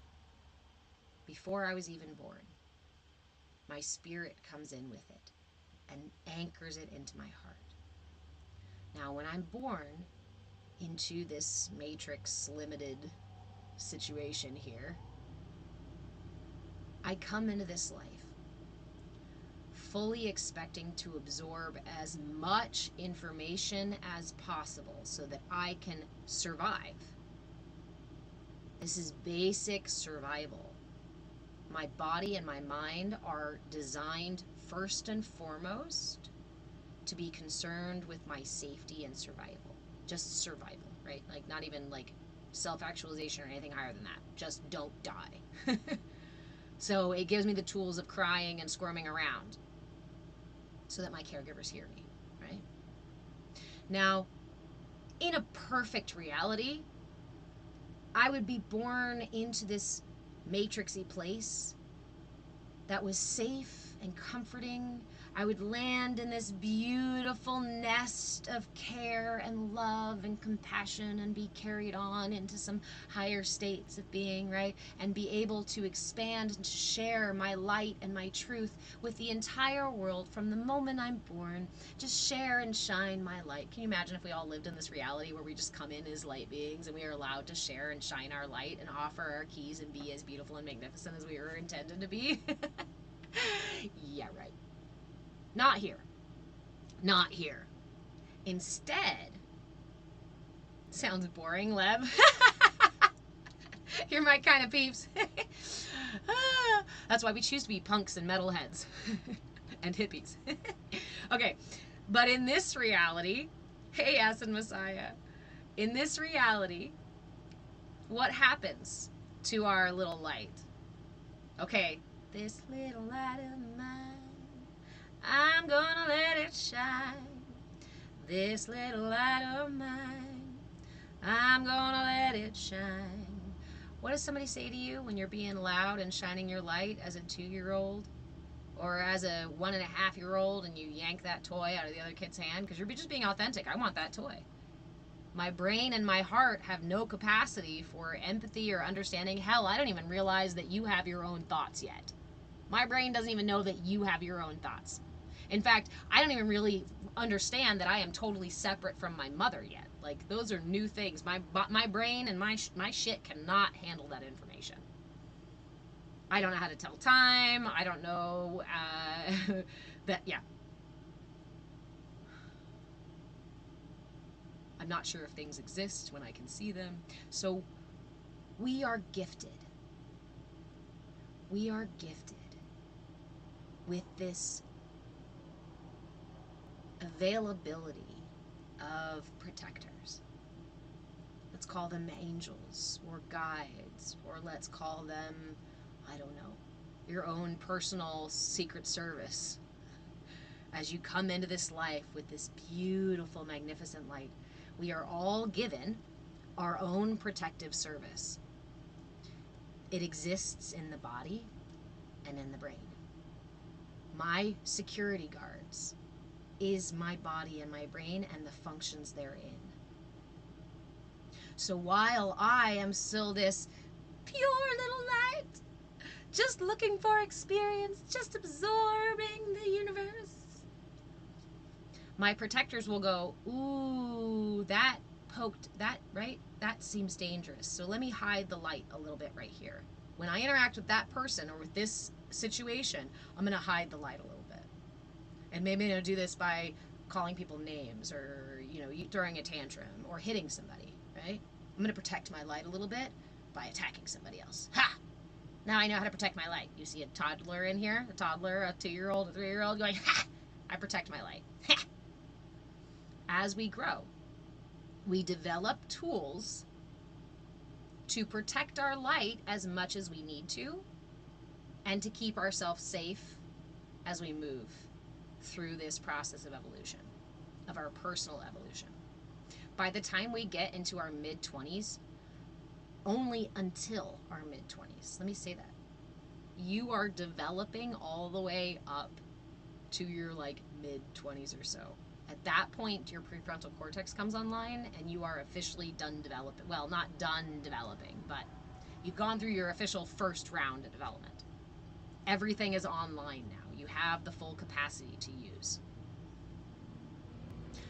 This is akin to turning 25 and for the first time getting to meet your family or your security guard detail, right?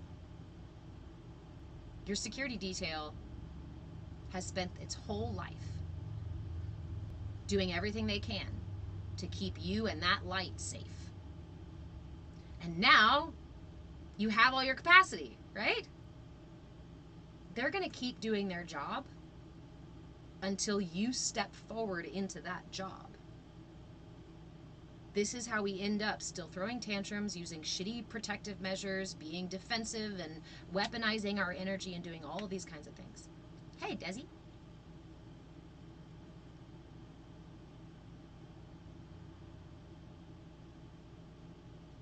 They're going to keep keeping you safe until you take the responsibility to take the helm, until you take the steering wheel intentionally.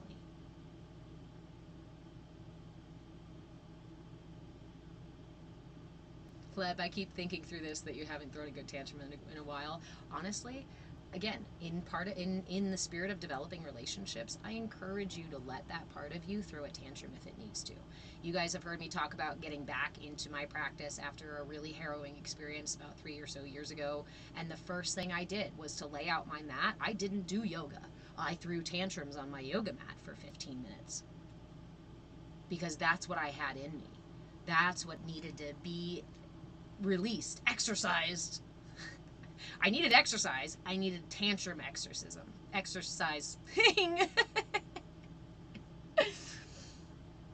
After I let myself do that energy softened. And instead of just throwing fists on my mat, sometimes I'd cry, sometimes I'd whine, and I'd start to hear the voices from underneath of what really need to be heard. Leb, you're a lot bigger now. You probably break something. Again, choose a safe space. Like I said, I use my yoga mat. Grab some pillows, put them all around your yoga mat, and just start kicking and screaming. Grab a pillow and fucking beat on your yoga mat. You can throw a tantrum safely. It can be helpful to have somebody there holding space for you, acting as the protective space. In fact, it is being the protective space for ourselves too that allows that energy, instead of becoming the tantruming issue that you feel like you gotta off gas this is how we build that relationship with ourselves. There's part of me like a 2-year-old. Sometimes a 2-year-old, like, sometimes you just let them throw the damn tantrum. That's a lot of energy. You can just let that energy go. Here, let me hold space for you so you don't get hurt. It builds trust. You mean you'll still love me even when I beat up a pillow? Yeah. You mean you'll still love me even if I say something I don't mean? Yeah. You mean you'll still love me if I don't feel good about myself and I don't think I'm worth anything? Yeah, of course. When we take the time to have those conversations with ourselves, to hold space for that. Mr. Marshmallow, you keep resisting being angry about somebody growing apart from you. You just want her friendship back. This is how attachment causes suffering. I understand. I hear you. And I don't mean to dismiss it. And it's a mirror for exactly how we create our own suffering. I like to remind myself that when one situation leaves, it leaves room for something even more fulfilling. And it leaves something in my life for something even more fulfilling. And if I love my friend, I'm going to say, same thing. It leaves something in their life that's more fulfilling.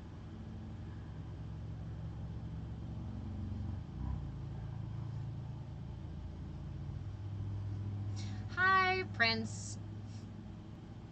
Welcome to this space. We call this space our CAYA community. CAYA, C-A-Y-A, stands for Come As You Are, because authenticity is the purest expression of you and your divinity, and that's what we're going for here. However, to cultivate an inclusive space for everybody, we ask that you show up with curiosity and willingness at the very least, and maintain a sense of responsibility for your choices and actions. This is a shared space where we learn and grow and practice tools together and talk about fun stuff and serious stuff. But just like any other classroom or temple or church, if you cannot be responsible for the way that you behave in this space, then we will mute you just like you would be ushered out of that space until you can be responsible enough to come back. I won't block you. Go ahead and mute you if you cannot maintain a personal sense of responsibility in this space. And that was beyond the point, so there you go. I'll mute you so that you can stay there and listen on the other side, so that you can maybe learn a little bit from this space. There are a million spaces in this world that you can go be if you'd like to go be disruptive and go be combative and whatnot, right? Those are really, there's something there to learn from. This is not that space. This is a space for those who can cultivate a sense of personal responsibility. And if you can't cultivate a sense of personal responsibility, you can still be in this space. But we ask you to sit back a little bit and receive.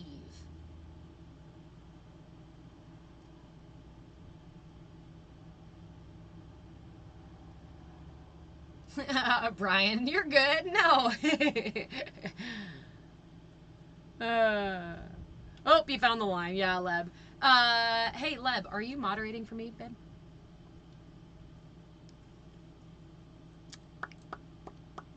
Give me a sec, babe. Because I know we talked about it yesterday. Okay.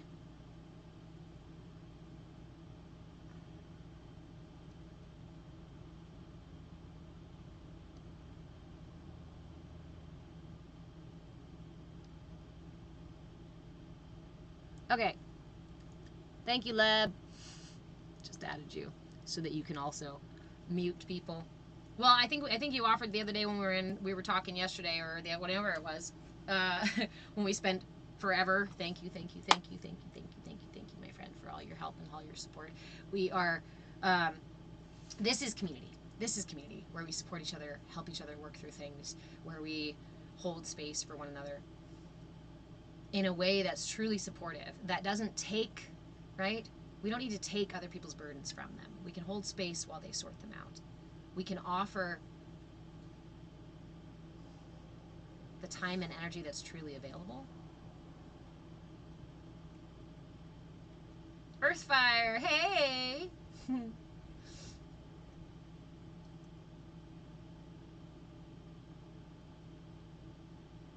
Awesome. Thank you guys.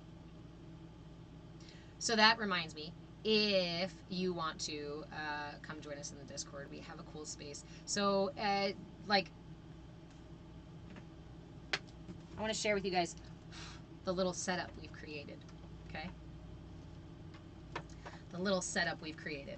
We have our live classes Monday, Wednesday, Friday, and Saturday here on TikTok, YouTube, Instagram, and probably soon to be other places, because unfortunately TikTok is giving me all kinds of violations. It was yesterday at least. So this is our public space, and it can be what's it called? Compared a lot. It can be compared to being in a park. This is like sitting in public in a circle, meditating and talking about mudras and things like that, right? Any number of anybody can come through this space. It's good practice for us, so we can learn to cultivate the ability to hold space for people, even when they are bringing in that dense energy or attempting to be disruptive on purpose, right? People are weaponizing their energy. This is a great space for us all to practice holding space for that kind of energy without lowering our energy back down or without weaponizing back, right? I encourage you to practice those things here.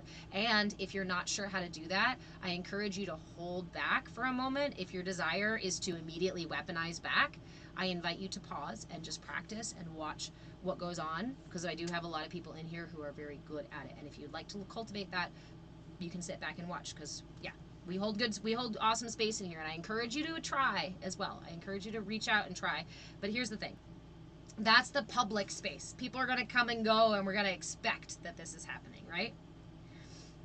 Our Discord space is what we call our CAYA courtyard. This is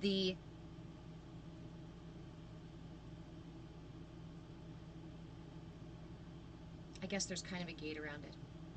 This has like a rock wall around here, right? There's not really a boundary. You can climb over the rock wall. You can sit on the rock wall. We converse. We share things in here. There's a little bit of a marketplace in there. There's other things we do in there. We have events. That's the Discord space. So it's still public, but there's a layer of protection here where not just anybody's walking by, but people have to intentionally walk in. People have to intentionally spend time in there.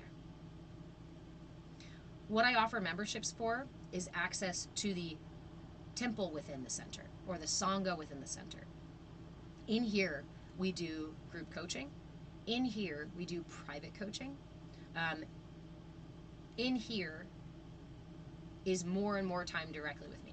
This is what I charge for, is the deep inner circle kind of stuff, where I am leading meditations, where I am leading these things on a personal work with you with your stuff thing.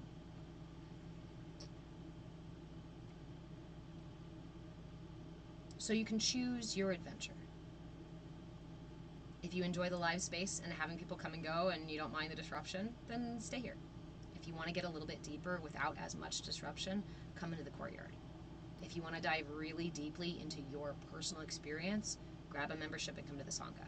Remember that I do also have just support donator memberships, that if you just want to support the fact that I'm doing these classes for free, you can do so through a donation membership. All of those are available through my link tree. The link is in my bio. If you want to just offer support via the tip jar, I have one of those too on Cash App, through the link tree as well. But again, the point here is to share information, because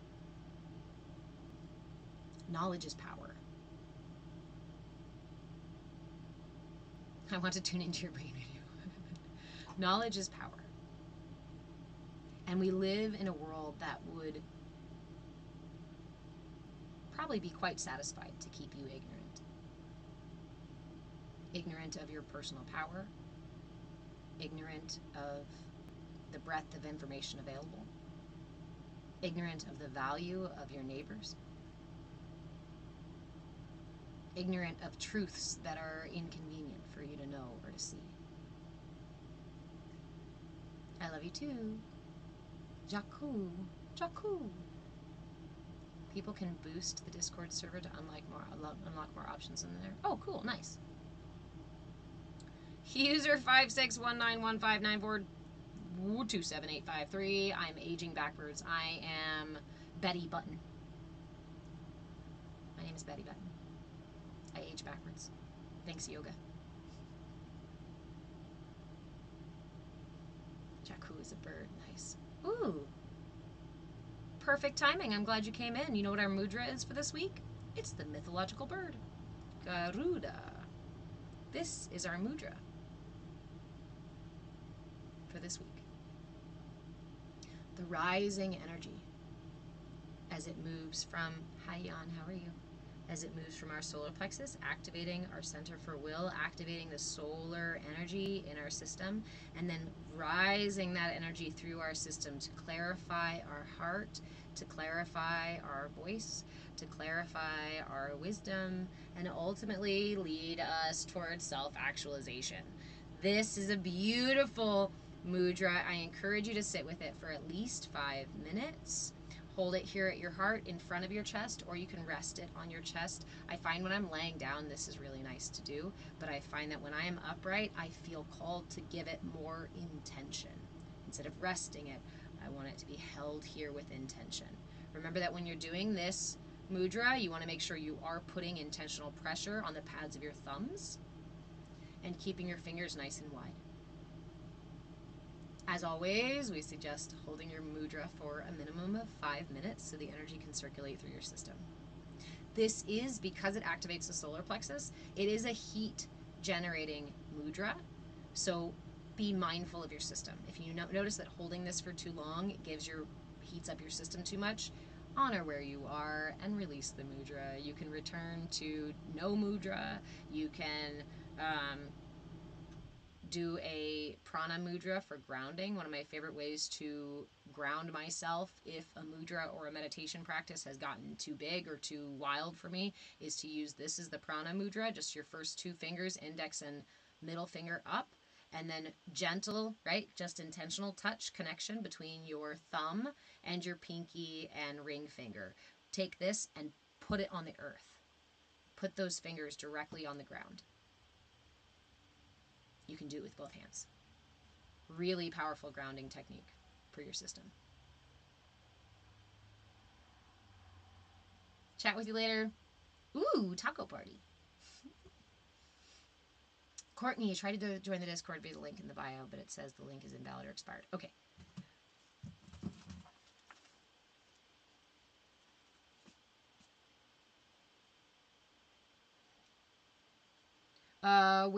Courtney, where did you try the link? In the on the link tree?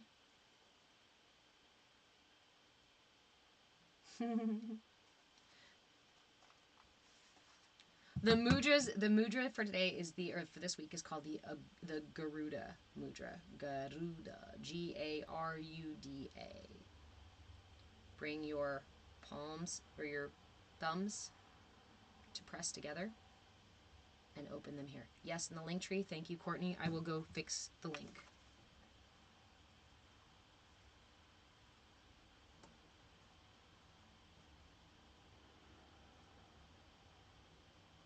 And I deeply appreciate all of you being patient with me as I sort out, again, how to stand in my authentic purpose. And it is a little bit on the background. It's a little bit messy. We're rearranging the Discord so that it's simplified. I'm rearranging memberships so they're simplified and all in one place. I do have memberships available here on TikTok, though I do ask if you really do want to support me. I ask that you either go to the Patreon page or go to my bit.ly link, bit.ly/CAYA tribe. I should probably put it back here. And you can get a membership through Discord.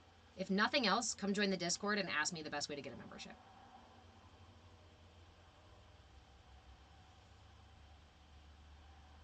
Thank you, Leb, as well. Yes. Send a message. If you just want the link directly sent to you, you can send a message to me afterwards. Discord is a community platform. There's a lot of them out there, and I looked at several different ones. Discord's the easiest, was the easiest to just set up. And it's essentially just a platform space that allows us to interact. I share resources in there. I share the mudras for each week.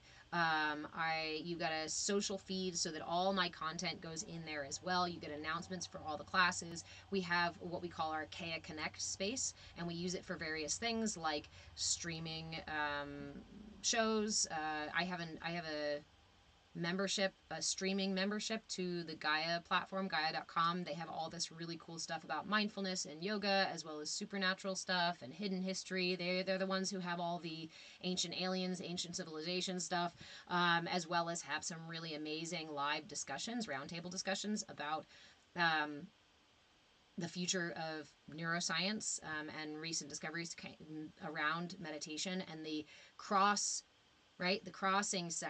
section between science and spirituality. They bring a lot of that stuff in. So I stream that. I'm working on a schedule right now into Discord. We have the ability to do body doubling in there. If you are somebody who appreciates body doubling, you can use that space and ask people to come in and hold space for you. We do our group coaching in there. We do, yeah. TikTok doesn't do hyperlinks via DM, so you just copy paste the address from here. I usually, when I send it to somebody, what I do is I send it in a separate message. I tell them, here's the link, and then I send the link separately because then you can just press and hold to copy and paste it. Hey, James, best wishes to you too.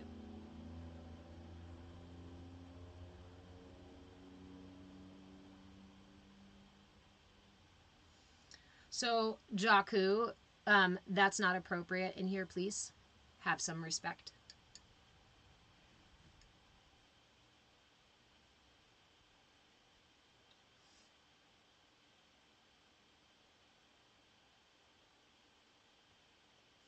So, hey, Vada. Vada, the meditation was done at 10:30. We started it at 10:30, so if you want to go watch the replay on YouTube, remember my replays on YouTube, guys, are available for up to a week, and then there is an archive that you can get access to via membership. And again, best thing to do is just to come join the Discord. If you want to get memberships, if you want to get access to other things, if you want to get coaching, if you want to get any of that stuff, just join the Discord first, and then I can help you there. We can give you links there. I'm much easier to reach there. I don't have TikTok notifications on, so I don't see messages unless I come in and check it out. So you zoomed home. Oh, I adore you, Vada.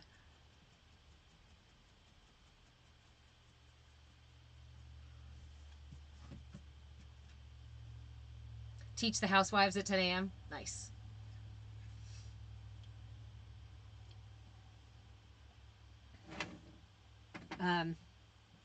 In fact, sir, what are you doing?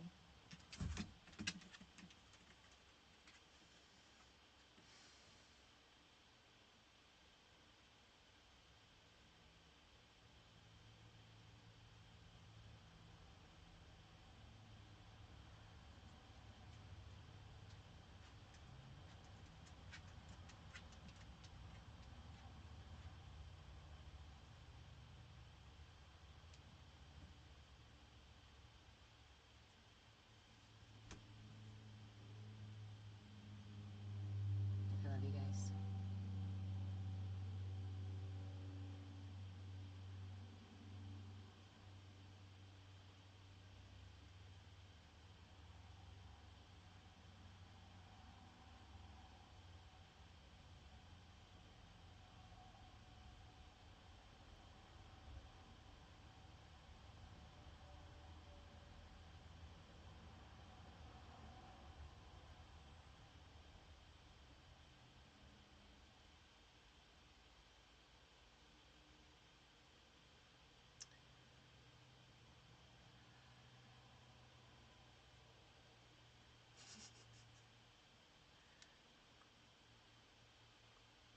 I'm going to give them a moment.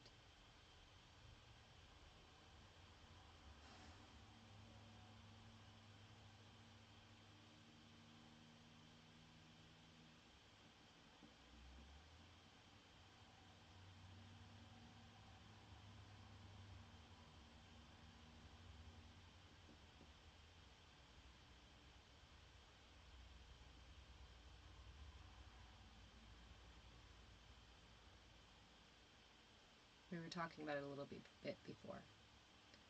But it's important to remember that no matter where you feel like you are on your path, there is always a chance that something new is going to be poked and triggered or uncovered, that something old is going to resurface and ask again if you will invite it to the table or let it drive.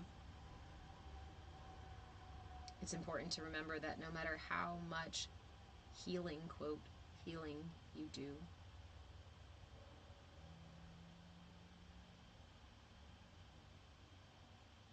you will still experience some form of pain in life.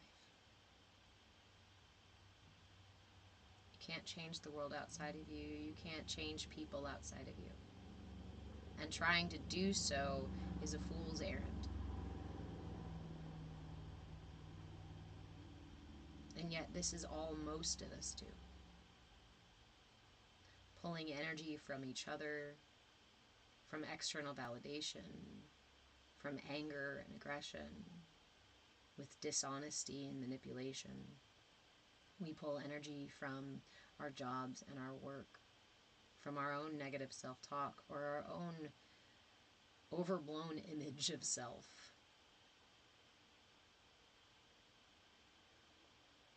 When we simplify it, I see so much of what's imbalanced in the world as coming from our own imbalances, our personal imbalances.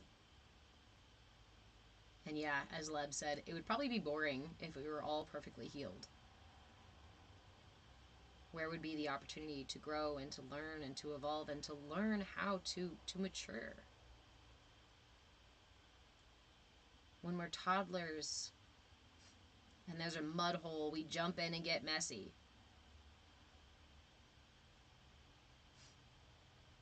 Just for the experience.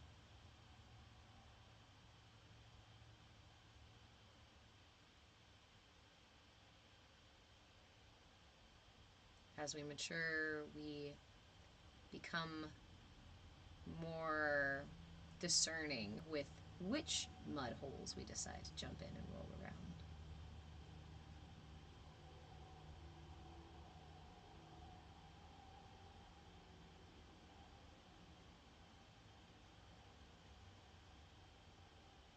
I've been saying a lot lately that we live in a world that relies on your ignorance. I would add today that we live in a world that relies on your immaturity, that relies on your attachment to this finite push and pull of energy. We are all so used to getting our needs met in these finite, unsuccessful ways. Random things moving underneath my desk.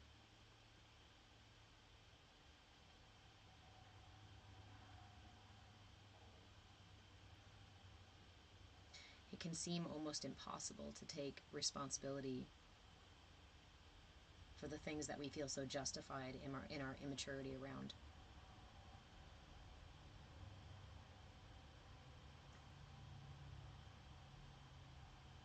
And when I was in that muck and mire, pushing and pulling, weaponizing my own energy and stealing from other people's energy, I also felt like there was absolutely no other way to interact. This is how relationship works. This is how jobs work. This is how parents work. This is how internal self-talk works. I have to be hard on myself, and I have to push myself, and I have to yell at somebody to get my point across, and I gotta flip off the other driver because I feel justified.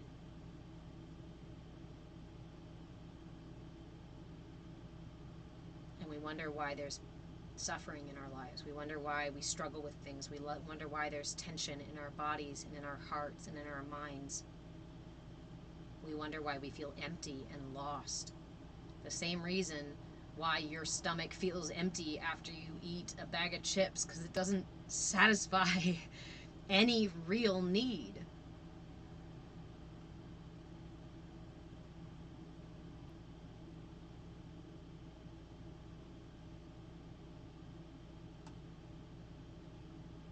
If I could pluck you up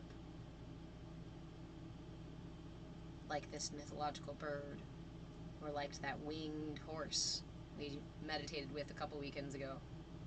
If I could lift you up so that you could see the perspective above the muck and mire, above the push and pull, above the finite, trying to satisfy infinite needs with finite resources.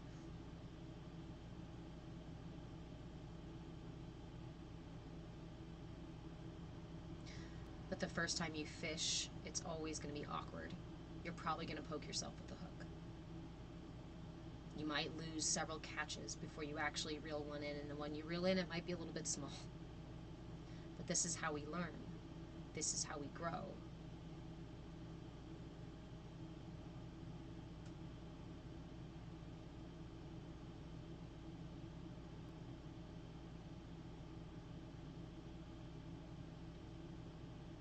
This is the imperative right now.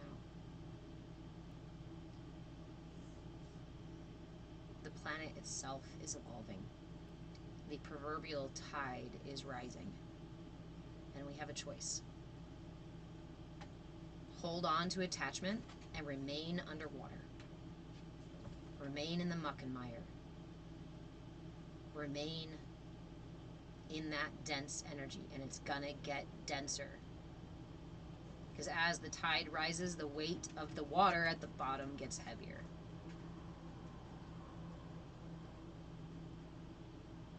And there's part of me that is, there's one of these pirates on this ship that's screaming out and begging you to fucking let go so you don't drown.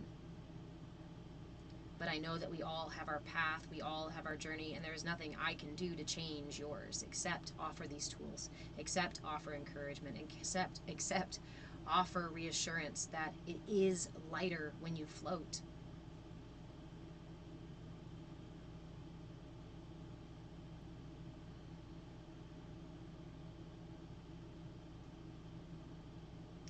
There is that story, one of my favorite stories, about the bottom of a river, about all these little creatures on the bottom of the river holding on to stones and reeds and sticks at the bottom of the river.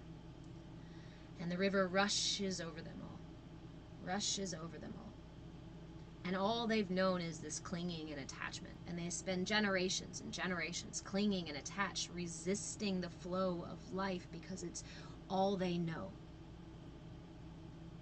And they encourage each other to resist and to hold tight. We must resist. This is life, is clinging and holding tight and resisting. And they cling to each other for fear of losing each other. And God forbid, occasionally someone slips. And what happens is they watch that one get dragged across the bottom of the river and out of sight. And so they'll remind each other again and again, do not let go. Clinging is life. Clinging is all that we can have. It's life. It's everything. Don't let go.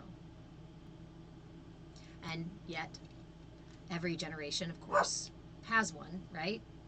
There's that one on the bottom of the river who just says, I can't keep clinging like this. I can't keep resisting. The river comes from somewhere and goes somewhere.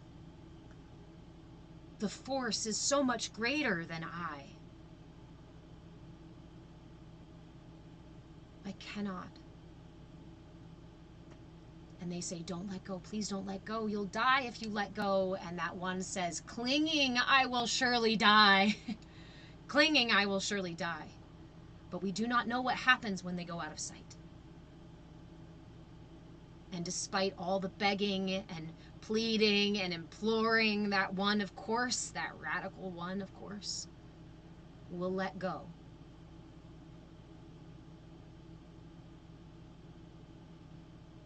And when it lets go, it will be dragged across the bottom of the river until it is out of sight of the others.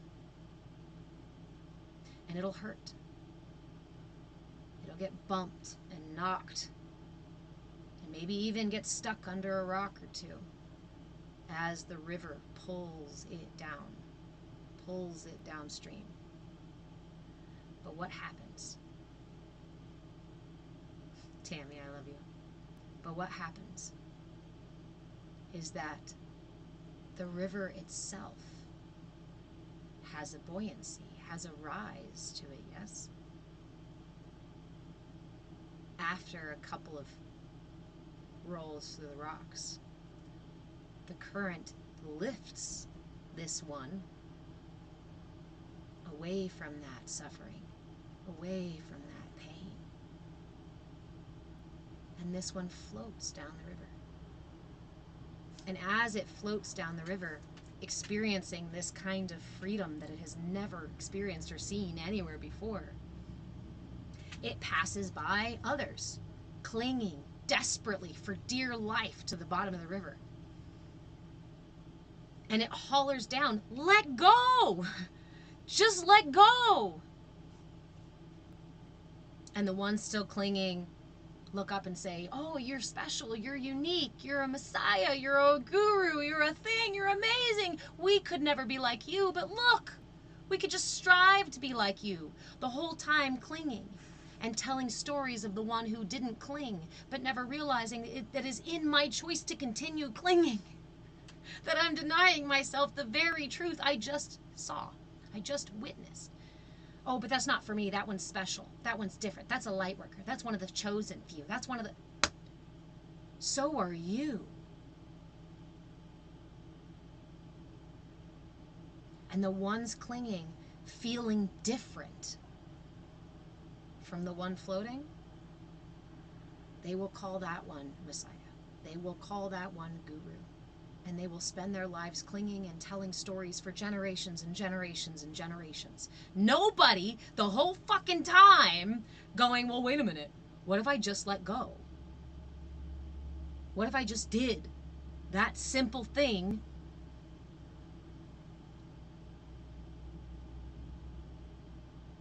and let go?" Is it going to be scary? Yes. Is it going to be uncomfortable?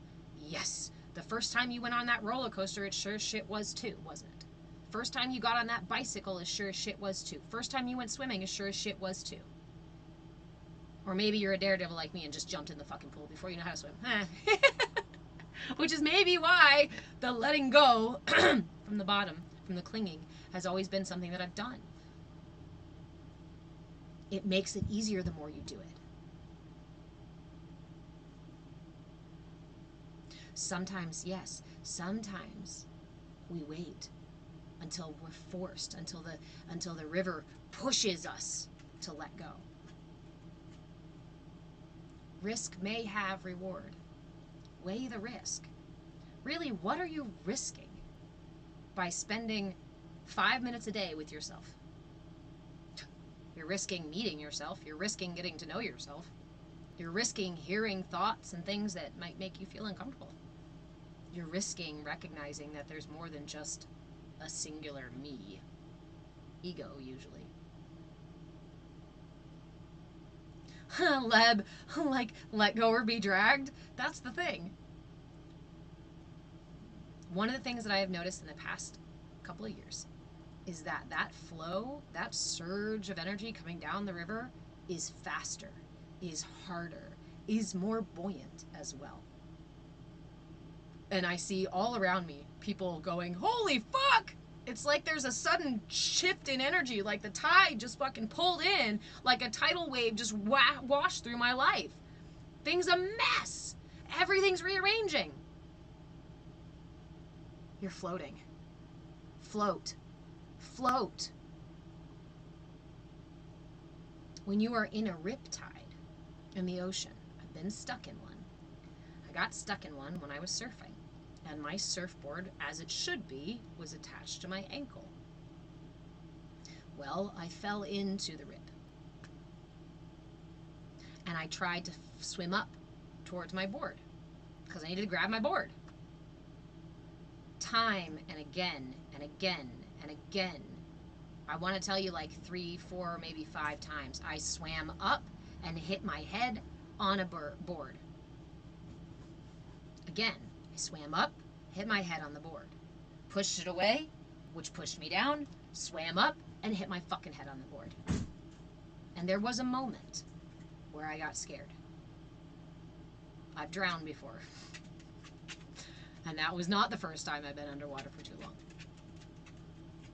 But because it wasn't the first time I've been underwater for too long, I just said, fine.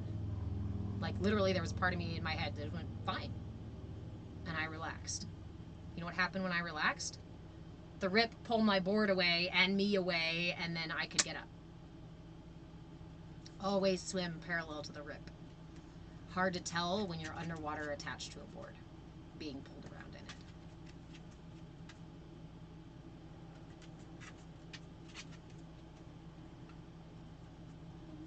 Yes? What? What is it? Oh, cute. Okay, can you take it out of the house? Because it does not want to live in our house. Hello, dog. Hello, sir. Hello. Were you feeling jelly? Were you feeling jelly like you needed some attention? Oh, I love him. I love him. I love him. He's the best dog. He's the best dog. He's the best dog. He's the best dog.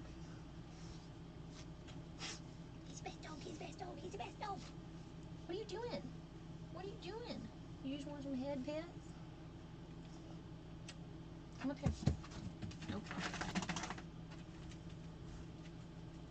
Why did this make me want to go surfing? To try it out. To try it out. As a lifeguard. Nice.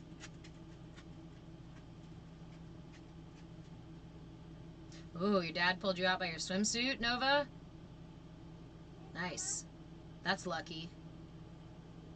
I went under and washed up on shore. I remember the feeling of being tossed. I was on a boogie board. My stepdad was holding my boogie board and my sister's boogie board. And he was up to here in the water, in the ocean. And the wave came, and he let us go. But as waves are, they're not always straight. And this one was tilted. So my sister caught the break and went for the shore. I caught the tube and flipped over. No. Let me finish, please. No. Thank you. I went right into the water. I remember the feeling of the smack, because it was flat, my board and me, right? I remember the feeling of the smack, and then all I remember was, luckily this was in Mexico, so there actually weren't a lot of rocks. All I remember was sand. I remember feeling like I was a ball, and there was sand everywhere.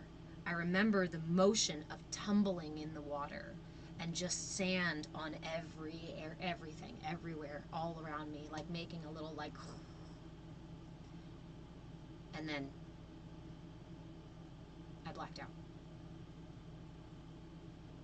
I woke up on shore quite a bit down the beach because when I opened my eyes, I remember my stepmom running toward me a good distance from where we were at. So maybe, right, already having been there, oh, fuck it. I've already passed out underwater. I know the ocean will spit me out.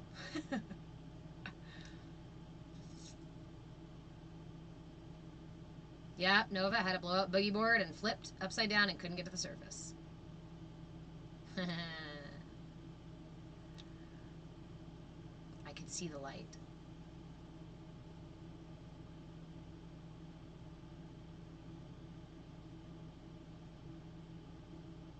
The ocean spat you out. Yep. Same thing happened to your son too. Wave hit him on the beach. Got him on the beach. To this day, he remembers the tumbling. Yep, that was the most intense part of it actually, because there was no way that was up. Nothing was up. There was no ocean floor. It was all just water. Your dad, Nova, pulled you out and goes, "What are you doing?"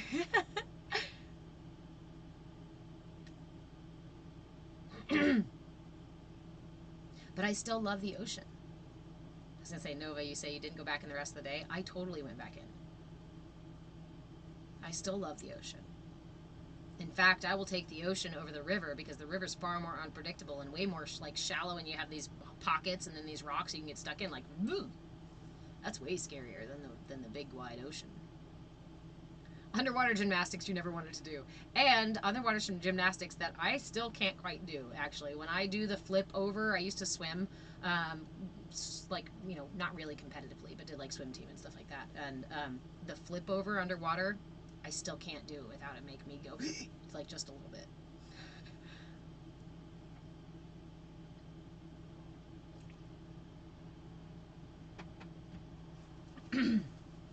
So we all have this experience somehow, some way of trying things, right?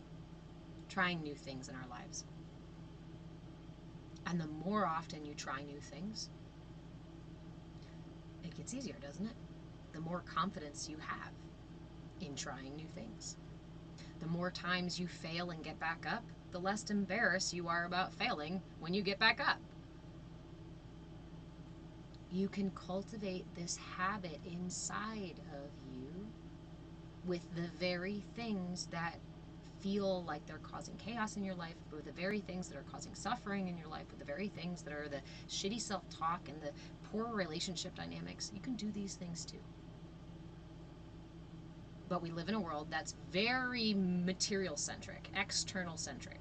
It doesn't want you to look inside because your true power is in you. Nowhere outside of yourself. All those certifications and classes and shit won't give you the wisdom unless you can bring it within yourself. All you have outside of you is information until you distill it into understanding. And that takes time and that takes experience. And if you're not willing to engage in the experience, then all you have is information. And again, that's kind of about that maturing, right? Information, I have. Willpower, I have. So what do I do with it? I pull it up. I mature the energy so that it can bring me towards self-actualization. Or I remain down here in this energy and I never mature the energy. Okay, that's your choice. I personally don't really like to get pushed and pulled by people's energy. I don't like to be manipulated by people who do not have my best interest at heart, right? I don't like to know that my mind is pulled and pushed by false informations, by gaslighting, by games of smoke and mirrors. Yeah, no, right, Vada? Yeah, no. If it's not your cup of tea either, then cultivate a relationship with yourself. The wisest person for you, that knows the best of you and the worst of you, is you.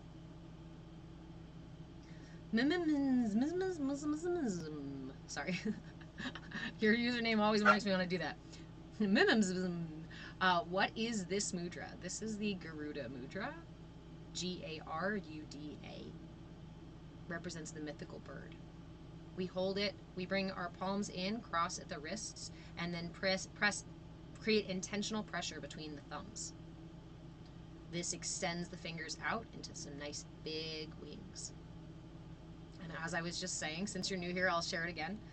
This activates the solar plexus and pulls that energy up. This is a center for will. This is our solar center. This is our raw, unfettered expression of into the material world.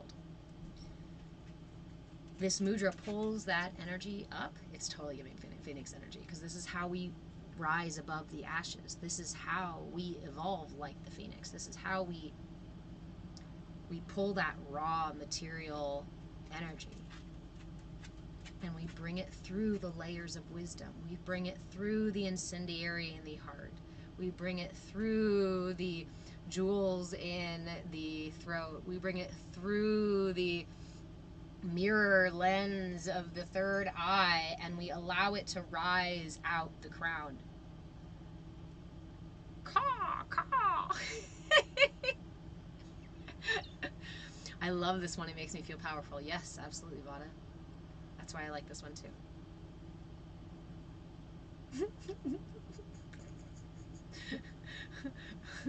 Vana, you'd probably appreciate whenever I do crow pose, I call. I cannot help it. I cannot do okay, I can help it, but I choose to not help it. See that? I'm taking full responsibility for it. When I do crow pose, I call every time. You do too. I figured you did. I had a feeling. Ah! You have a dude that has been coming into your lives for like 4 years and all he says is call, call.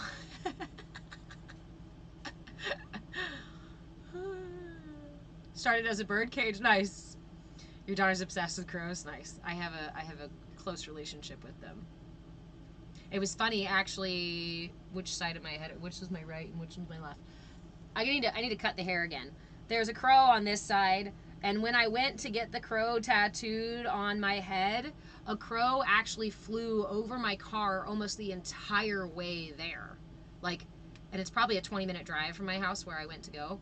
And I'm telling you, that crow was like either above my car or like right in front of, like it was fucking leading me to the tattoo shop. It was really amazing. I've had a long-standing chat with them, conversations with them.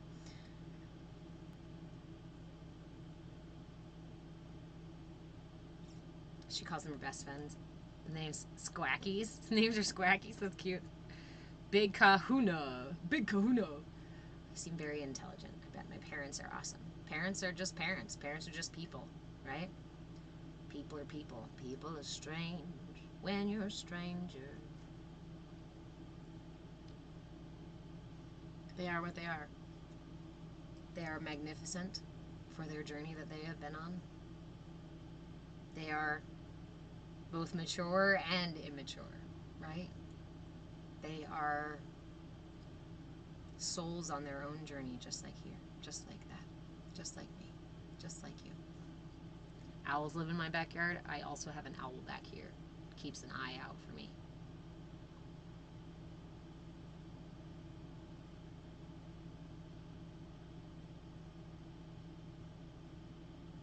Big Kahuna. No, they make you who you are.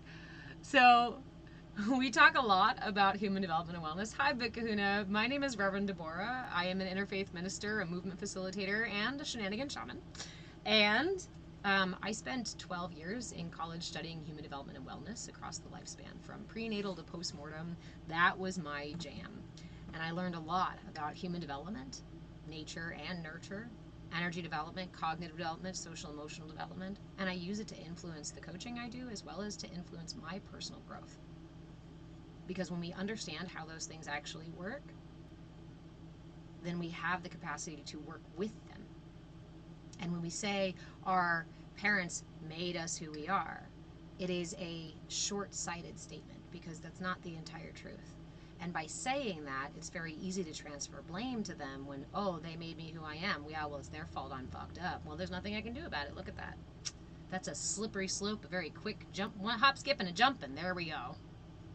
But when we step back and recognize that all of our environment, our caregivers, our parents, our teachers, our siblings, our friends, our extended family or not extended family, our government, our community, our people on the street, every bit of that information that we experience is something that we absorb to some degree.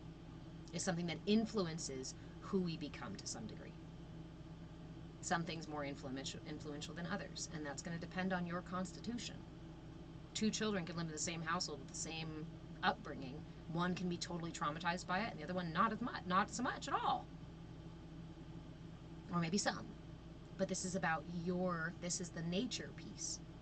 How the nurture, what the nurture triggers in you is about what you're born with.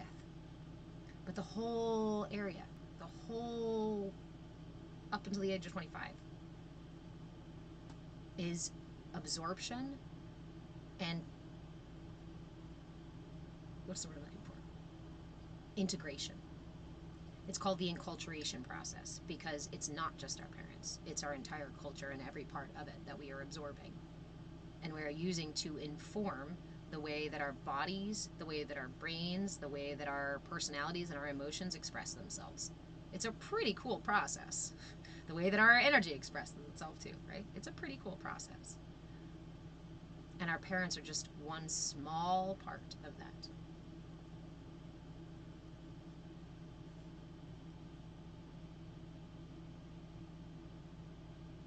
Wow, Tiffany, your family is Native American and your spirit animal turned out to be the raven. It's funny, I personally am like, I appreciate raven energy, but I'm definitely crow energy. You mega ding dong don't know what you're doing with your life stuff. Tough, you're adorable. I love you.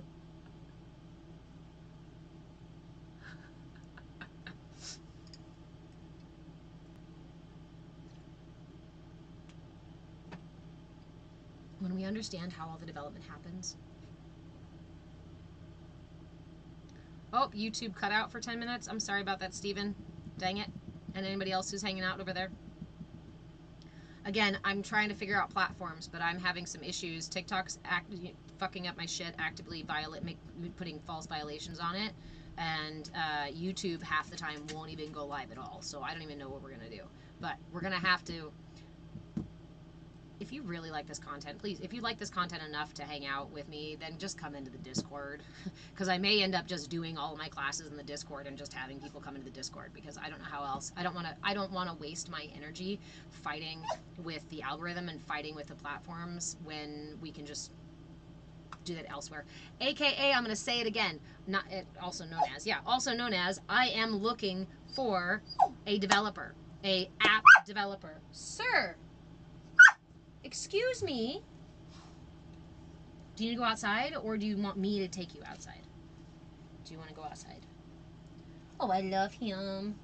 I love him. So I am looking for somebody who is an app developer or knows an app developer or who can help build an app. I am going to create, instead of having that platform there and having all the lives and stuff, we're going to put it all into a downloadable app that guides you through mindfulness practices, that rewards you for your self-care and mindfulness practices, and essentially has a library in there so you can take all the classes and learn all the things. Essentially, it's going to be my dump station for all of the information that I have in this toolbox. And we're going to use it to do classes. We're going to use it. Oh, the other piece is that it is going to be like a, you're going to have the option to play it like a game, like a challenge game, like a,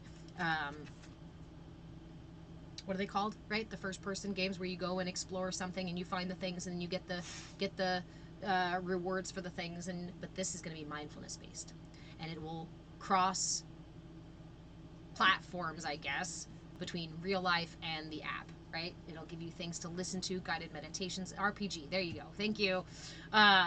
It'll give you things to actively do within the space. It'll also give you things to do out in the outside world.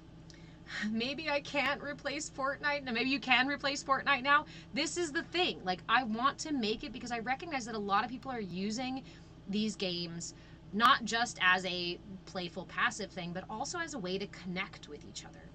And if we can add this piece to the community, then we can actually build these relationships that I know people are building out there by supporting each other in that space. I'm actually really encouraged by the communities that I'm hearing and seeing are being built around, like over on Twitch and Kick and stuff like that, and even in Discord.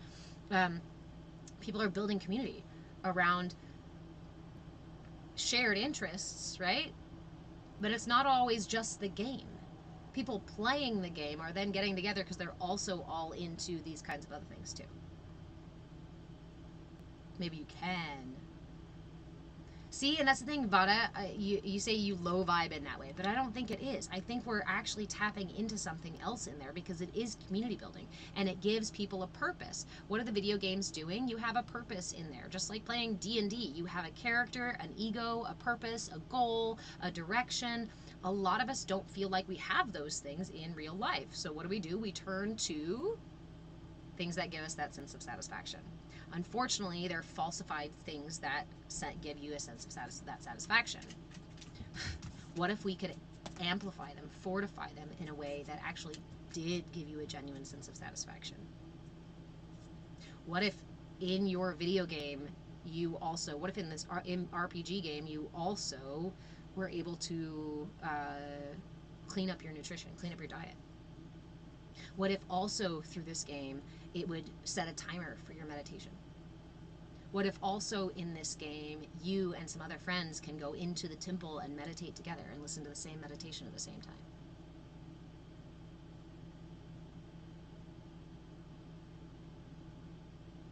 You don't go on Twitch anymore because it's got ads out of control. I was using it just for streaming for a little bit because somebody was telling me that, like, you know, TikTok and YouTube and stuff are inundated with this kind of stuff, but Kick and Twitch are not. And so they were suggesting that I go explore those platforms to teach meditation and yoga. And I did for a little bit, but then I limited the amount of things that I was going on. Bobby, what's the tats on the fingers about? This here, this is the Mayan term for I am another yourself. I am another you in Lak'ech or in Lak'ech. I'm not sure exactly the pronunciation.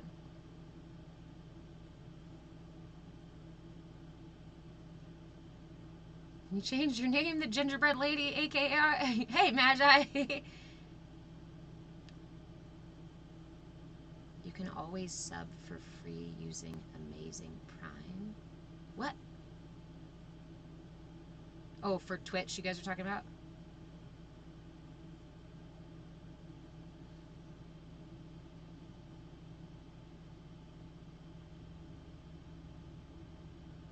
Oh, that's what you're talking about, Vada, yeah.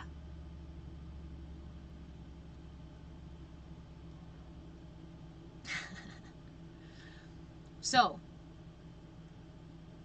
again, in the spirit of me aligning myself with the deepest truths of my life and about my purpose, I'm going to keep doing these lives and I'm going to keep sharing information. Like I said before, if we were sitting in a park and I was talking to my friend about these mudras and you came and sat down with me, you would be welcome to stay and I would happily answer any of the questions you had.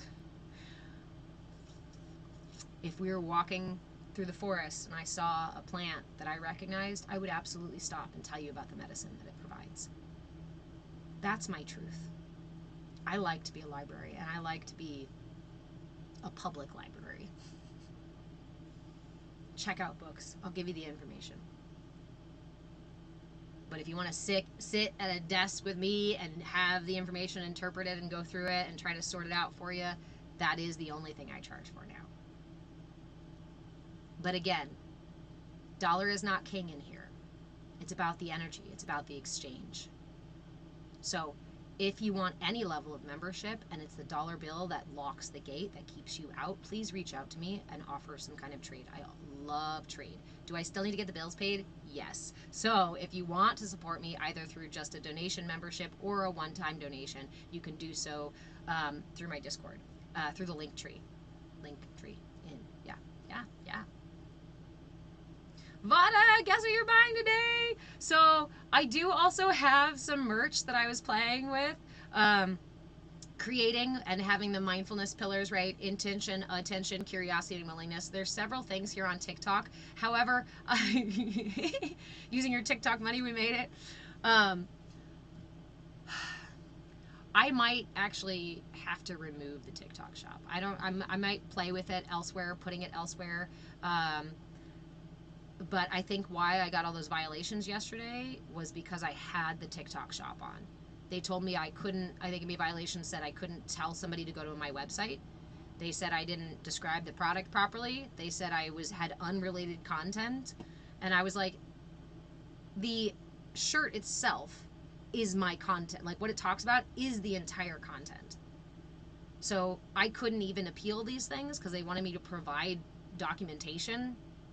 And I was like, it's in the live. It's the live where, yeah. So, in the spirit of saving my energy, I'm going to keep doing the lives, but I'm just going to go with the flow of where that energy goes. If TikTok ends up getting shut down because of these random violations, they say I've got hate speech and all sorts of other stuff in here. If you guys can pinpoint for me where I actually violate things, I would really appreciate it. Anybody want to go, if anybody's bored and wants to go to YouTube and watch my replays, especially like the one yesterday, yeah. See if you can find some violations so I can send them to TikTok and be like, oh, look, you're right. But there are none. Use Streamlabs for merch. I would love to. Vada, let me know. You took TikTok shop off too. It destroyed its metrics, and I'm no influencer. Exactly. And I'm not going to do an entire live where I'm talking to you about one t-shirt. Like, that's not, I'm not a shop either, right? Yeah. So, they violate you when you join the TikTok shop because you're not selling them anything. You're teaching them how to sell souls. Yeah, well, that's the problem. That's the problem, and that's the problem, I think, with what's going on with TikTok, is I don't like to engage in the way that they want me to engage, and they're telling me I have violations because I'm telling people to go outside of TikTok. Yeah. I'm offering information that other people are charging for. And I get that some people are frustrated about that. But I spent the time and the money and the years to go through the information, and it's mine to do with what I will. Cool. Yes, Spot, it'd be great. So, if you'd like to explore this stuff more, come join the Discord. Leave me a message if you want the link directly. As soon as we get off the live here, I will go and update the link in the link tree. If you want to work directly with me, you can grab a membership via the Discord. If you would like the archive of replays that I have available on YouTube, you can get that through Discord, or you can just send me a message.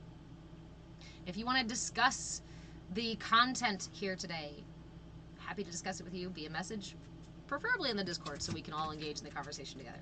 If you want to debate me, if you don't agree with the things and you want to tell me that I'm wrong and whatnot, and you don't agree, that's okay too. I'm happy to discuss those things with you. But I promise you, if you come into my DMs and you say, just know that I think you're a fraud. That's not an open table conversation. So I'll just go ahead and not respond. That's what we do. So,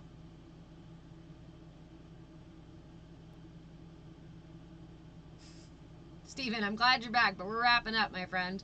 Stuff tough, debate me! Come into the Discord. I know you're already in the Discord. Did you timeline shift the last couple of days? Yeah. Yeah. The last couple of weeks has been several steps in weird directions, side steps and whatnot, and the universe doing some funky things. It's really cool. But again, this is the rising tide.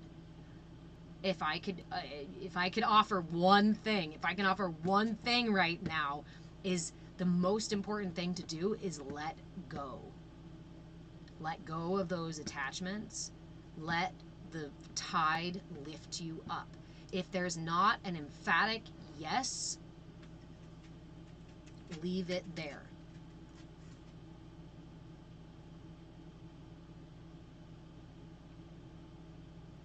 You're lost, Todd, on Discord. Oh, hun.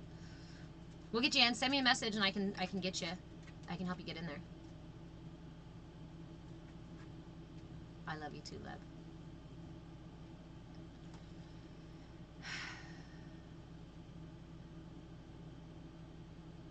Knowledge is power.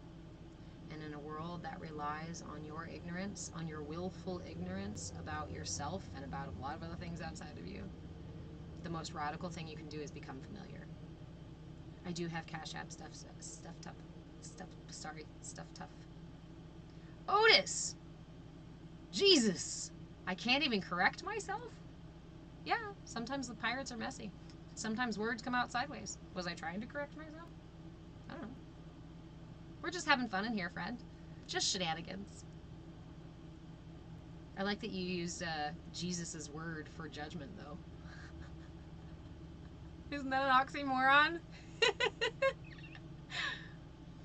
I don't know. I don't know, Vana. Let's go ahead and hop over there. Sorry. Sorry, that really cracked me up. It's like calling the name of, it's like yelling for the person who told you not to do the thing. I don't know what it is. Hey, officer, I'm gonna speed.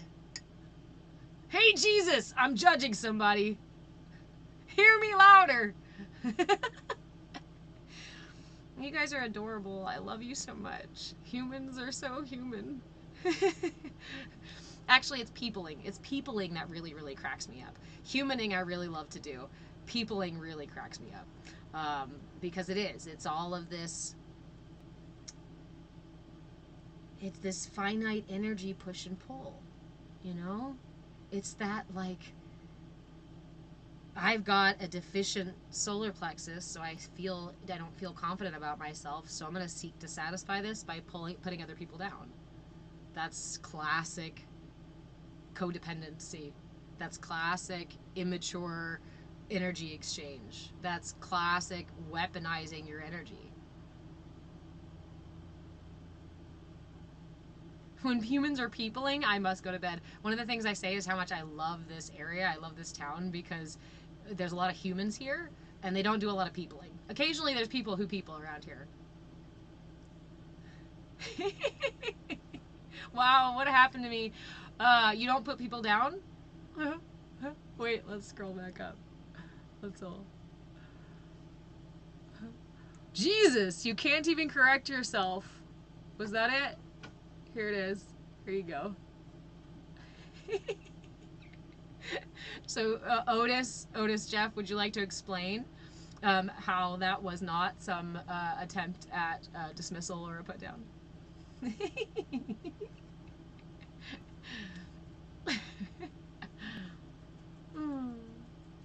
All right, guys, I am going to take my shenanigans off to lunch and have lunch with my kiddo and go engage in the Discord and have some chuckles in the afternoon. I hope you enjoy your afternoon chuckles.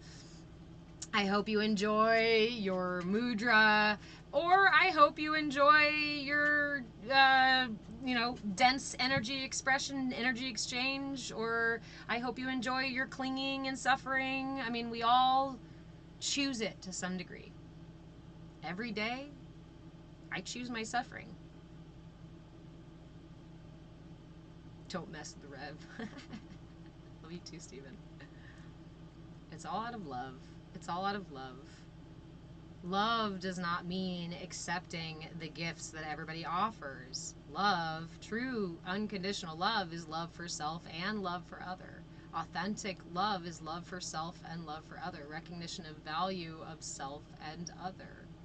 And so any kind of expression that puts someone else above someone else is not an unconditional love. Or that seeks to dehumanize or pull down somebody so that you can love them at your level kind of deal, right? These are not supportive.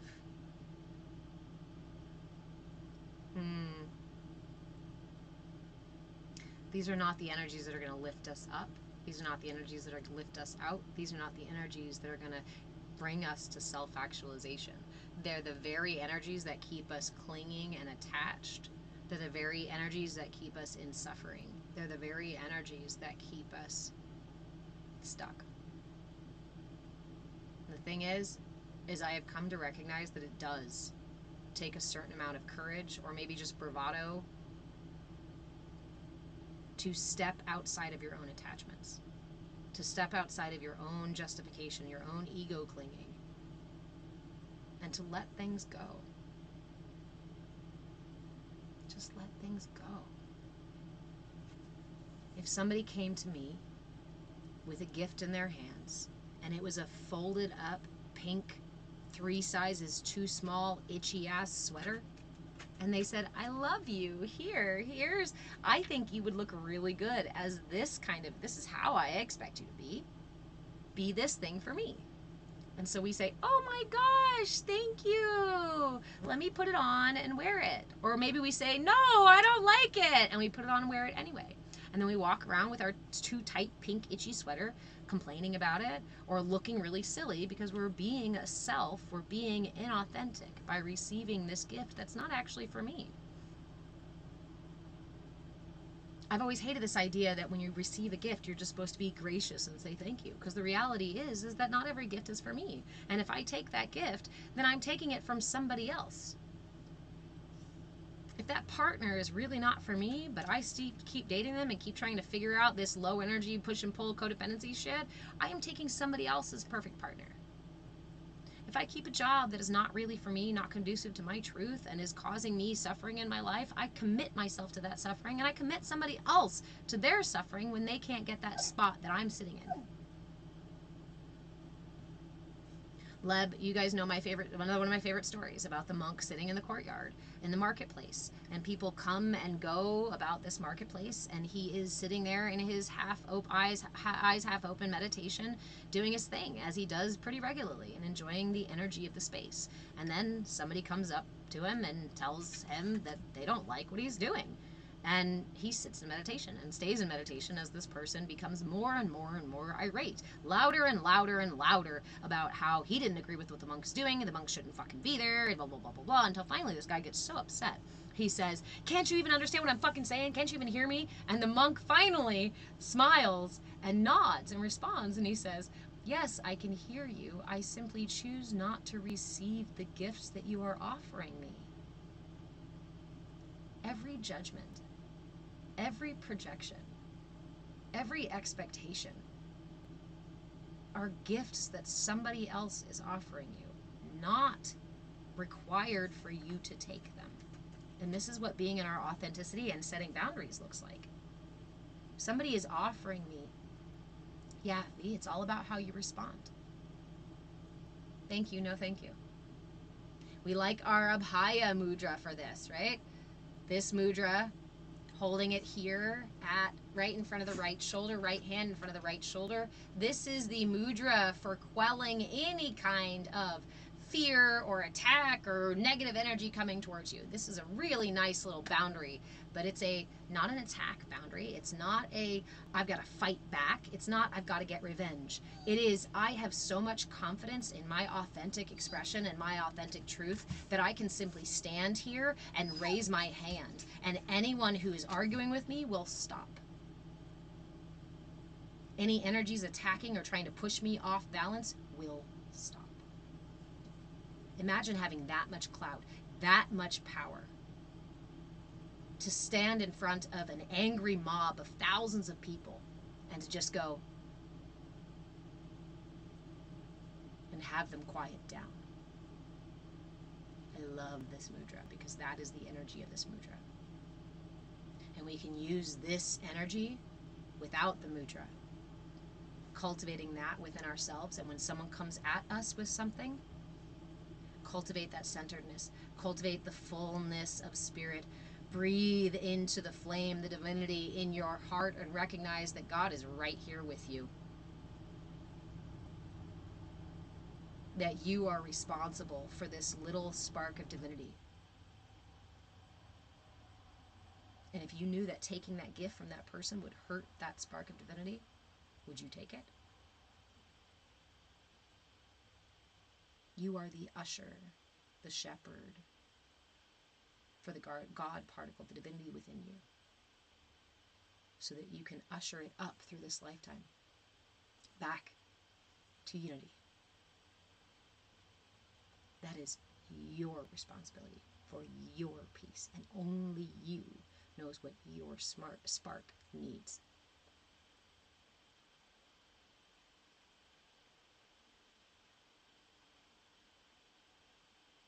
Oh, Abhaya. Sorry, what is it called? Abhaya. Abhaya Mudra.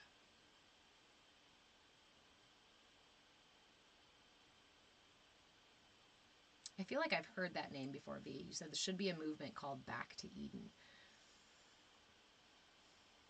I think I go further back than Eden. I think I go further back than Eden. Back to source. Because in Eden we were still separate. In Eden we were still parts. In Eden we were still within boundaries and walls. In Eden we were still told to maintain our ignorance and immaturity. And that this is the entirety of bliss, as if we remain ignorant and childlike.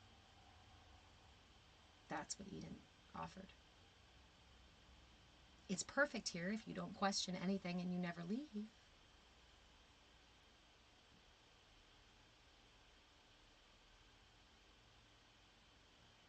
It's the illusion of freedom. The illusion of security with artificial boundaries.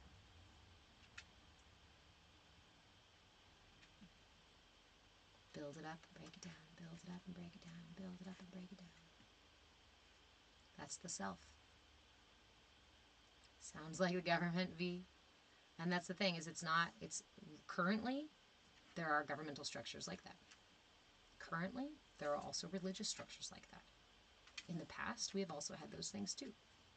There's even community and familiar structures like that, where somebody is in control and they say, I am the guru, I am the leader, I am the wisest of all. Let me tell you how to live. And if you all drink this cup of tea with me at exactly 3 o'clock, we will all return to source.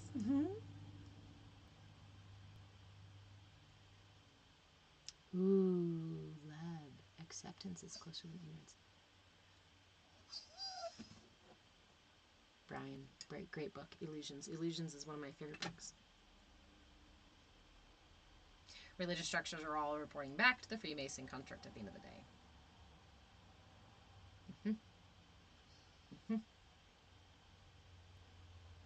Do you want me to put you outside? You're going to stand in the door, aren't you? And look at me like, oh.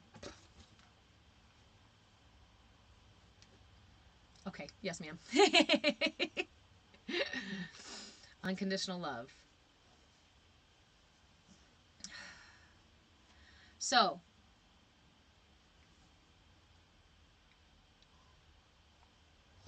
we have this opportunity right now to evolve out of freedom, out of Eden, into a true sense of freedom and autonomy, into a genuine expression of our authenticity. That is what this evolution is for. That is what our collective frequency vibration raising up is for. His name is Ajna, A-J-N-A. I love him. He says, no, you don't. You don't play ball with me today. I will. I will play ball. I do love you, though. I do love you.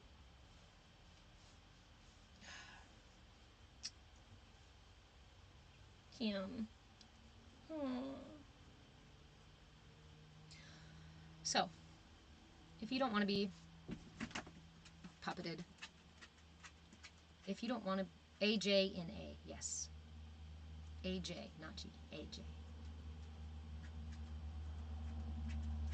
If you would like to experience a kind of freedom that isn't available by following the current constructs,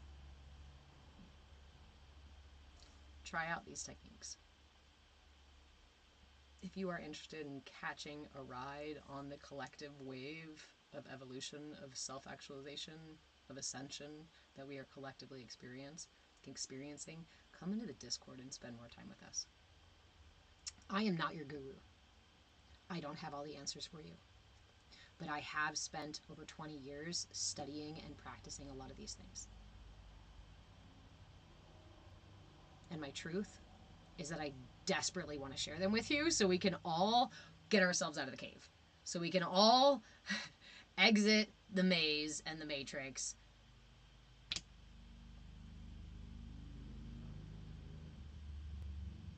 And ascend to that higher level.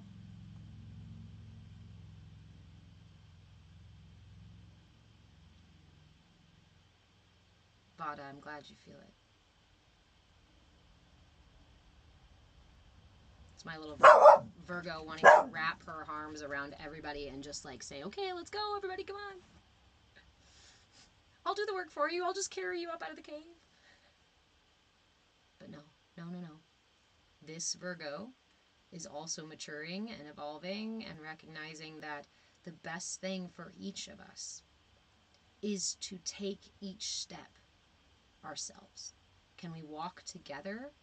Yes. Can we hold each other's hands in the darkest of places? Yes. It's really comforting to do that. But we do each other a disservice when we say, no, that's too difficult for you. Let me take it on. No, that's too heavy. I'll carry it for you.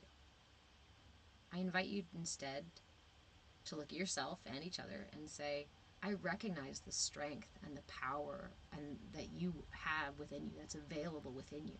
I know you can do this. That's what scaffolding looks like. In parenting, we talk about scaffolding, where we encourage and we support and we set the expectation that the people we care about can accomplish those things, can keep themselves safe, can make a good decision. When we tell our children, when our children are young, and we tell them these things like they can't, oh, be careful, oh, don't do that, oh, watch out, oh, every time you do this and that, we are telling them exactly how we want them to act, exactly how we want them to be, based on our expectations. And if our expectations are that they are weak and stupid and not capable of these things, then they will behave that way. Hey, Claybeard. I'm letting my kid fail. Woo woo! Create a safe container, right? So that when they fail, they don't fail so hard that everything falls apart. But we can do the same for the people we care about. Adults, elders we care about, anybody that we care about. We can still hold space and say, I see you. I see the strength you have, even though you don't doubt, even though you doubt it right now. I can see it in you. And I will stand right here beside you as you find it for yourself, as you rummage through your bag until you find the courage. I love you. I know that you are brave. I know that you are capable. And I'm really grateful that I get to be on this journey with you. So get your butt in the Discord and let's hang out some more. Jules, you just realized you've been very scared of your kids being victims, and my older kid focused on always being a victim. So there's this really beautiful book. If you want to explore this concept a little bit, there's a book called The Continuum Concept by Jean Laidlaw, something like that. Continuum Concept. She's what is it? Who goes and studies cultures and other tribes and things like that. She went and did those things. And she studied a particular group that raise their children and have this very different interpersonal interactions. And she stayed there for several years studying them, and she came out with some amazing insights. That one about the expectation was one that I read from the book. And then when I went to school and studied human development and wellness, I found the markers here for exactly that process.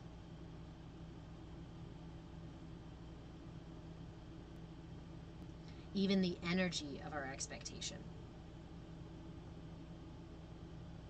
conveys the way that we think about the other person. So much communication happens not in the brain, right? Body, energetically, subconsciously. Jules, I see the sad faces, but don't. Because we don't need to look back and shame or blame. You're also an anthropologist. Oh, then you will probably love this book. It really just, I love this book. I refer to the book a lot, and these concepts really help me expand upon the child development concepts that I learned in school, and to give me a more well-rounded picture of human development and how we do this stuff. But I want to encourage you here. I want to encourage you this. It is our job as parents to fuck up. Imagine if a child came in and had such a perfect experience that they never had any kind of reflection needed, any kind of pain ever experienced in life. They wouldn't get the impetus to evolve and to work on themselves. I truly believe that we are here and we have these early traumas and things like that happen so that we give ourselves a reason to do the work that we need to do and to ascend and to get ourselves back to home, back to divinity. So I just want to offer you some gratitude. You did the job you needed to do. Chiding ourselves for our own shortcomings, especially when they're out of ignorance, is not going to benefit anybody. So I encourage you in this moment, Jules, if you're still feeling that, if you're feeling that, especially if you're feeling that in your body somewhere, put your hand on wherever you're feeling that, and I want you to remind yourself that you did exactly what was needed for you and for your child. That this is the growth process. That in making the, quote, mistake, what you actually created was an opportunity for you and your child to grow and learn. These are the stepping stones of our personal evolution, and you created a stone. That's a gift. I encourage you to hold space for that. I encourage you to feel that in your heart. Because there's a part of you, if you're doing the sad face and whatnot, there's a part of you that feels guilty. Guilt is not going to serve you. Guilt is an imbalance in the solar plexus. So if you don't have, put your hand on your solar plexus as well. I mean, not solar plexus, sacral chakra. Your sacral is between the bottom of your belly button and your pubic bone. This is your umbilical cord to the earth, or to the universe. This is where guilt comes out of. Shame comes from our solar plexus. So if you're feeling shame or a little bit of both, you can put your hand on your belly button.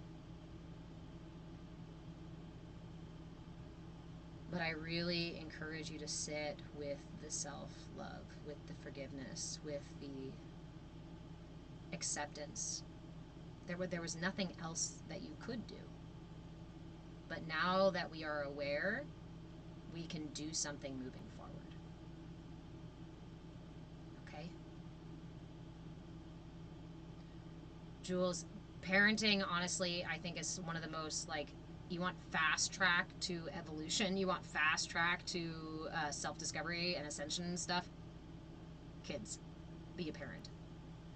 Because they push you exponentially faster than we push ourselves. Because their impetus is to grow. That's what the human is doing at that age. So they're going to push every single edge, every single boundary. And unless we've done some really hardcore deep work and somehow became perfectly enlightened people before we became parents, then we're going to have shit that gets triggered. We're going to have shit we make mistakes over. We're going to have to apologize. We're going to have to own it. And honestly, the best thing that you can do is make a mistake and then own it. Show your children through modeling that it's okay to be human and to fuck up, and that it's all about how you respond and how you take responsibility for it, and whether you put energy into making it right.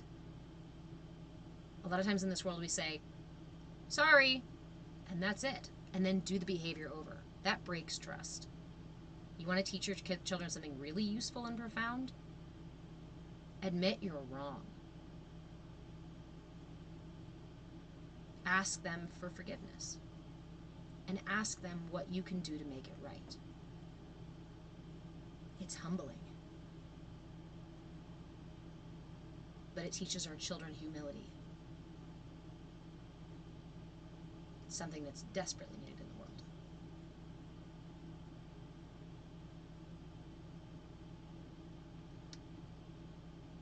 Sometimes I have to get rid of my guilt and shame for every morning I wake up. The re-emerging is real. Mine happens at night. It's why I struggle with why I struggle with sleep and I have night terrors. Mine emerges as well.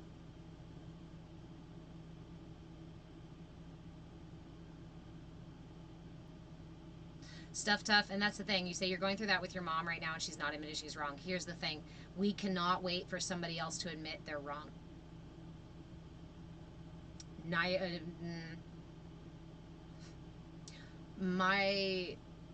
The most violent person in my childhood, let's just say it like that, absolutely never apologized. Absolutely never took responsibility. In fact, gaslit me, continues to this day, and says that shit never happened. If I had waited for him to acknowledge it, I'd still be suffering. That is an energy exchange. If I need the person to apologize to me and say it to me, then I am trying to pull their finite energy from their system. That is not what satisfies my system. Forgiveness doesn't come from revenge. And revenge is taking that energy back. Vada, yes, thank you for saying that for Jules there. The fact that you're even thinking about these things mattered. That makes a good parent, right? One of the things that makes a good parent is somebody who's just at least paying attention to these things.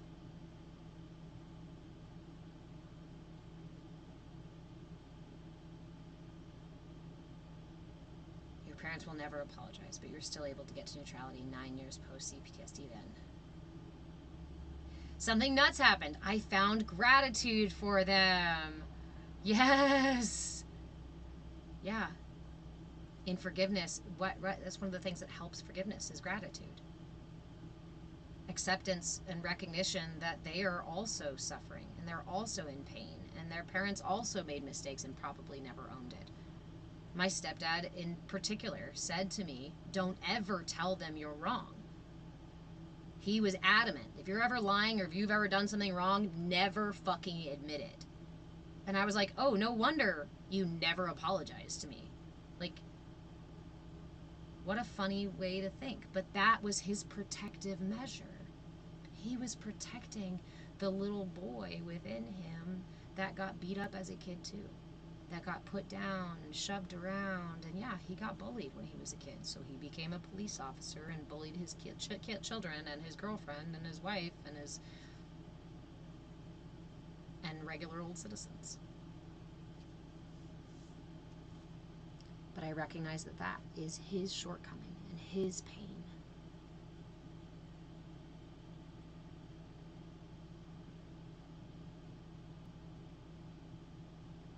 Yeah, I understand, Vada. I can't share.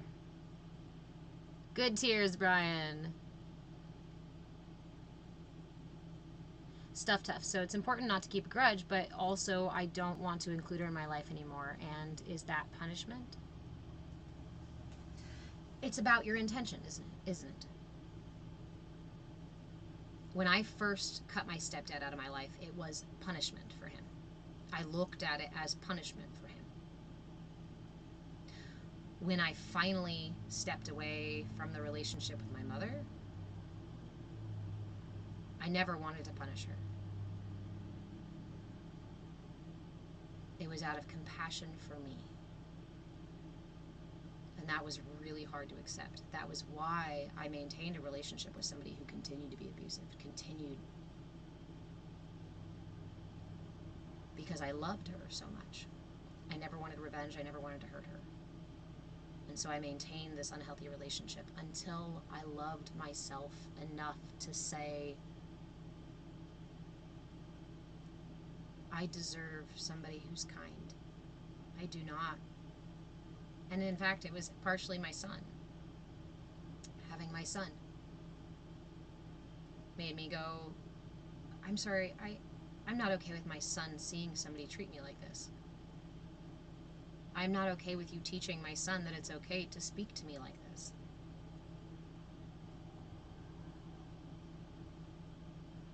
So,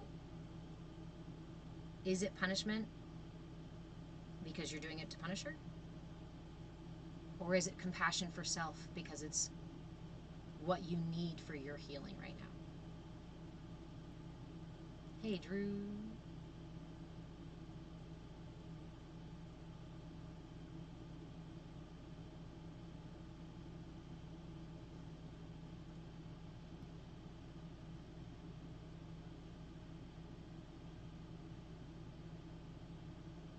Become your own loving partner or parent. Yes, and when we do this, we actually create the foundation for a genuine, for the kind of relationship that most of us are actually seeking. When we love ourselves first, that relationship manifests. When we are constantly groping for I need to have a partner, I need to be with somebody, I need my other half, begging the universe to send it to me. All that says is that I am out of balance with myself.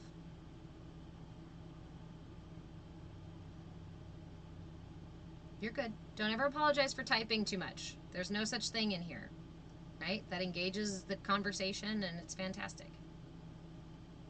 I won't always respond to absolutely everything, right? I can't always answer everything, but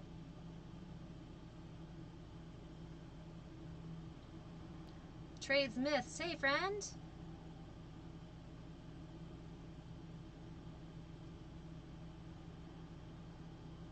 expands into forgiveness. You say that until you can acknowledge that you will always love your mother, even at the depths of the coercion in the matrix, masterful gaslighting of those souls devoted to the truth. Perhaps the deep denial means we have been targets because we were so on point. I think that's how a lot of us get scapegoated and gaslit, put in the position of being the fall guy for a lot of those things. It's when we are the truth seers, when we are able to see beyond the thing and say, like, there's another way to do this, there's another way to be. I think the hardest thing sometimes is that we recognize that what was happening wasn't working, but we don't know how to get to the place where it is working. Right? We grew up in these relationships a lot of times with our parents having poor relationships, or witnessing all these different poor dynamic relationships that were typical or traditional or normal. And then we go and we want to evolve past it. And we say, well, how do I create a better version of that? Oftentimes we just revert to what we know most. Yeah. What we know most.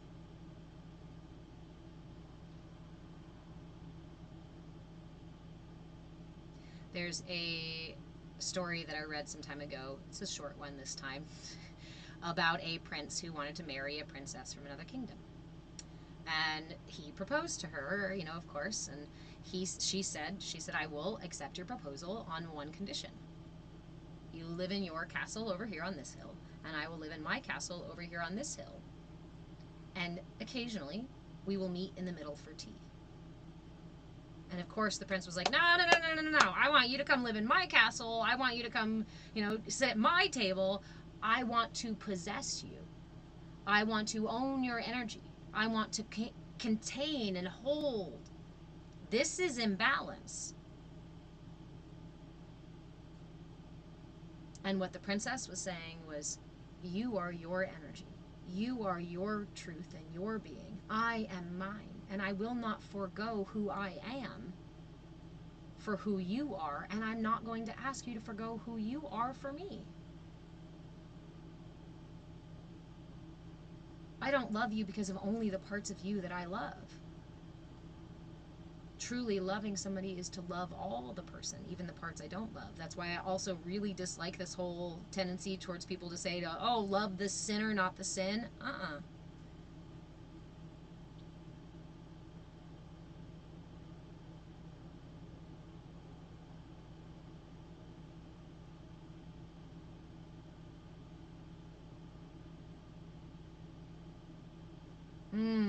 Brian,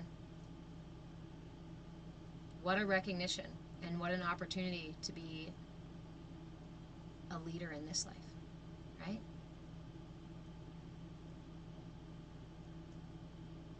Hey, there you go, Trey. I love the Alphabet YouTube CIA algorithm beast for it. Put you in my feed. Is the way of... Let's see. Oh, the way I talk about codependence and negative energy and that kind of stuff, is it intuitive or from meditation? So it actually comes from...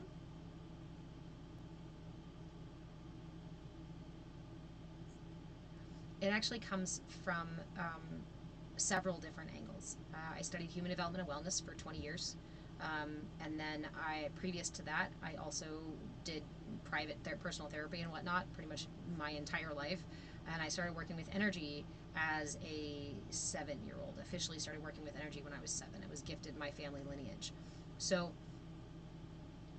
it was actually just these last couple of years that some of these pieces fell into place in a way that finally made things happen in my development. Now, I have been working on, I have been that person who thought I was so broken that I started doing self-work really, really, really, really fucking early, right? And weaponizing it and doing all this other stuff. So I've been trudging through some of this stuff for a long time. When I found these couple of pieces, when I found these things, these connections, and the way that this stuff intertwines, it completely shifted my experience. It completely shifted the effectiveness of the tools that I was using before. It shifted the information from books and understanding and text, from text to understanding. And I started seeing the actual differences happening in the external world, not just in my mind, not just in my body, but in my relationships, in my work.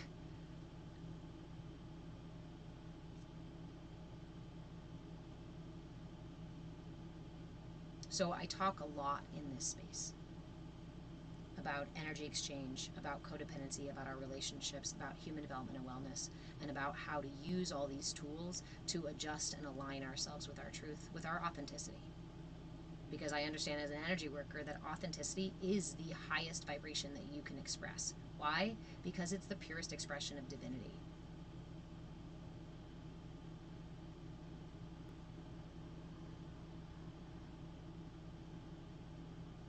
Incrementally facing it all to bring some peace, bit by bit by bit. So I said I was going to go have lunch with my son. I did, and that was like 20 minutes ago. Okay.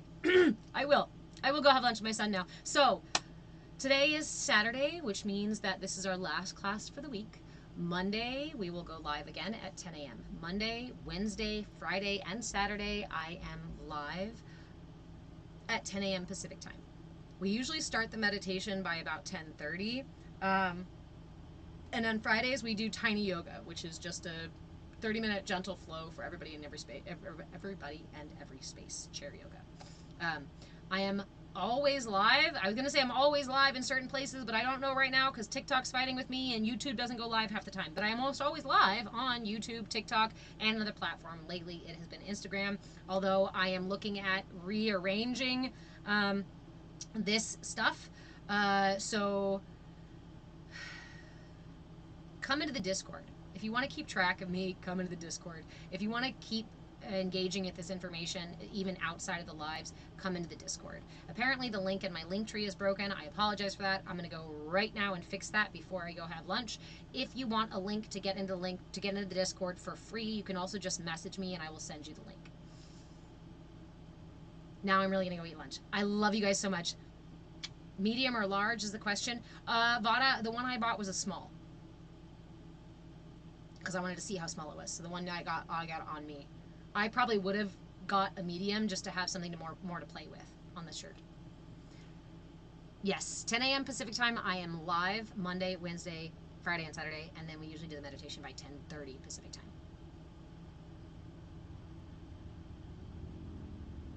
All right. I love you guys so much, and I will see you on Monday for class, or I will see you in the Discord. I hope you have a fantastic Saturday, and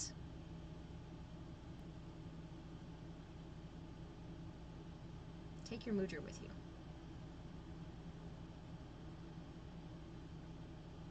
Okay. I love you, Instagram. I'll see you later.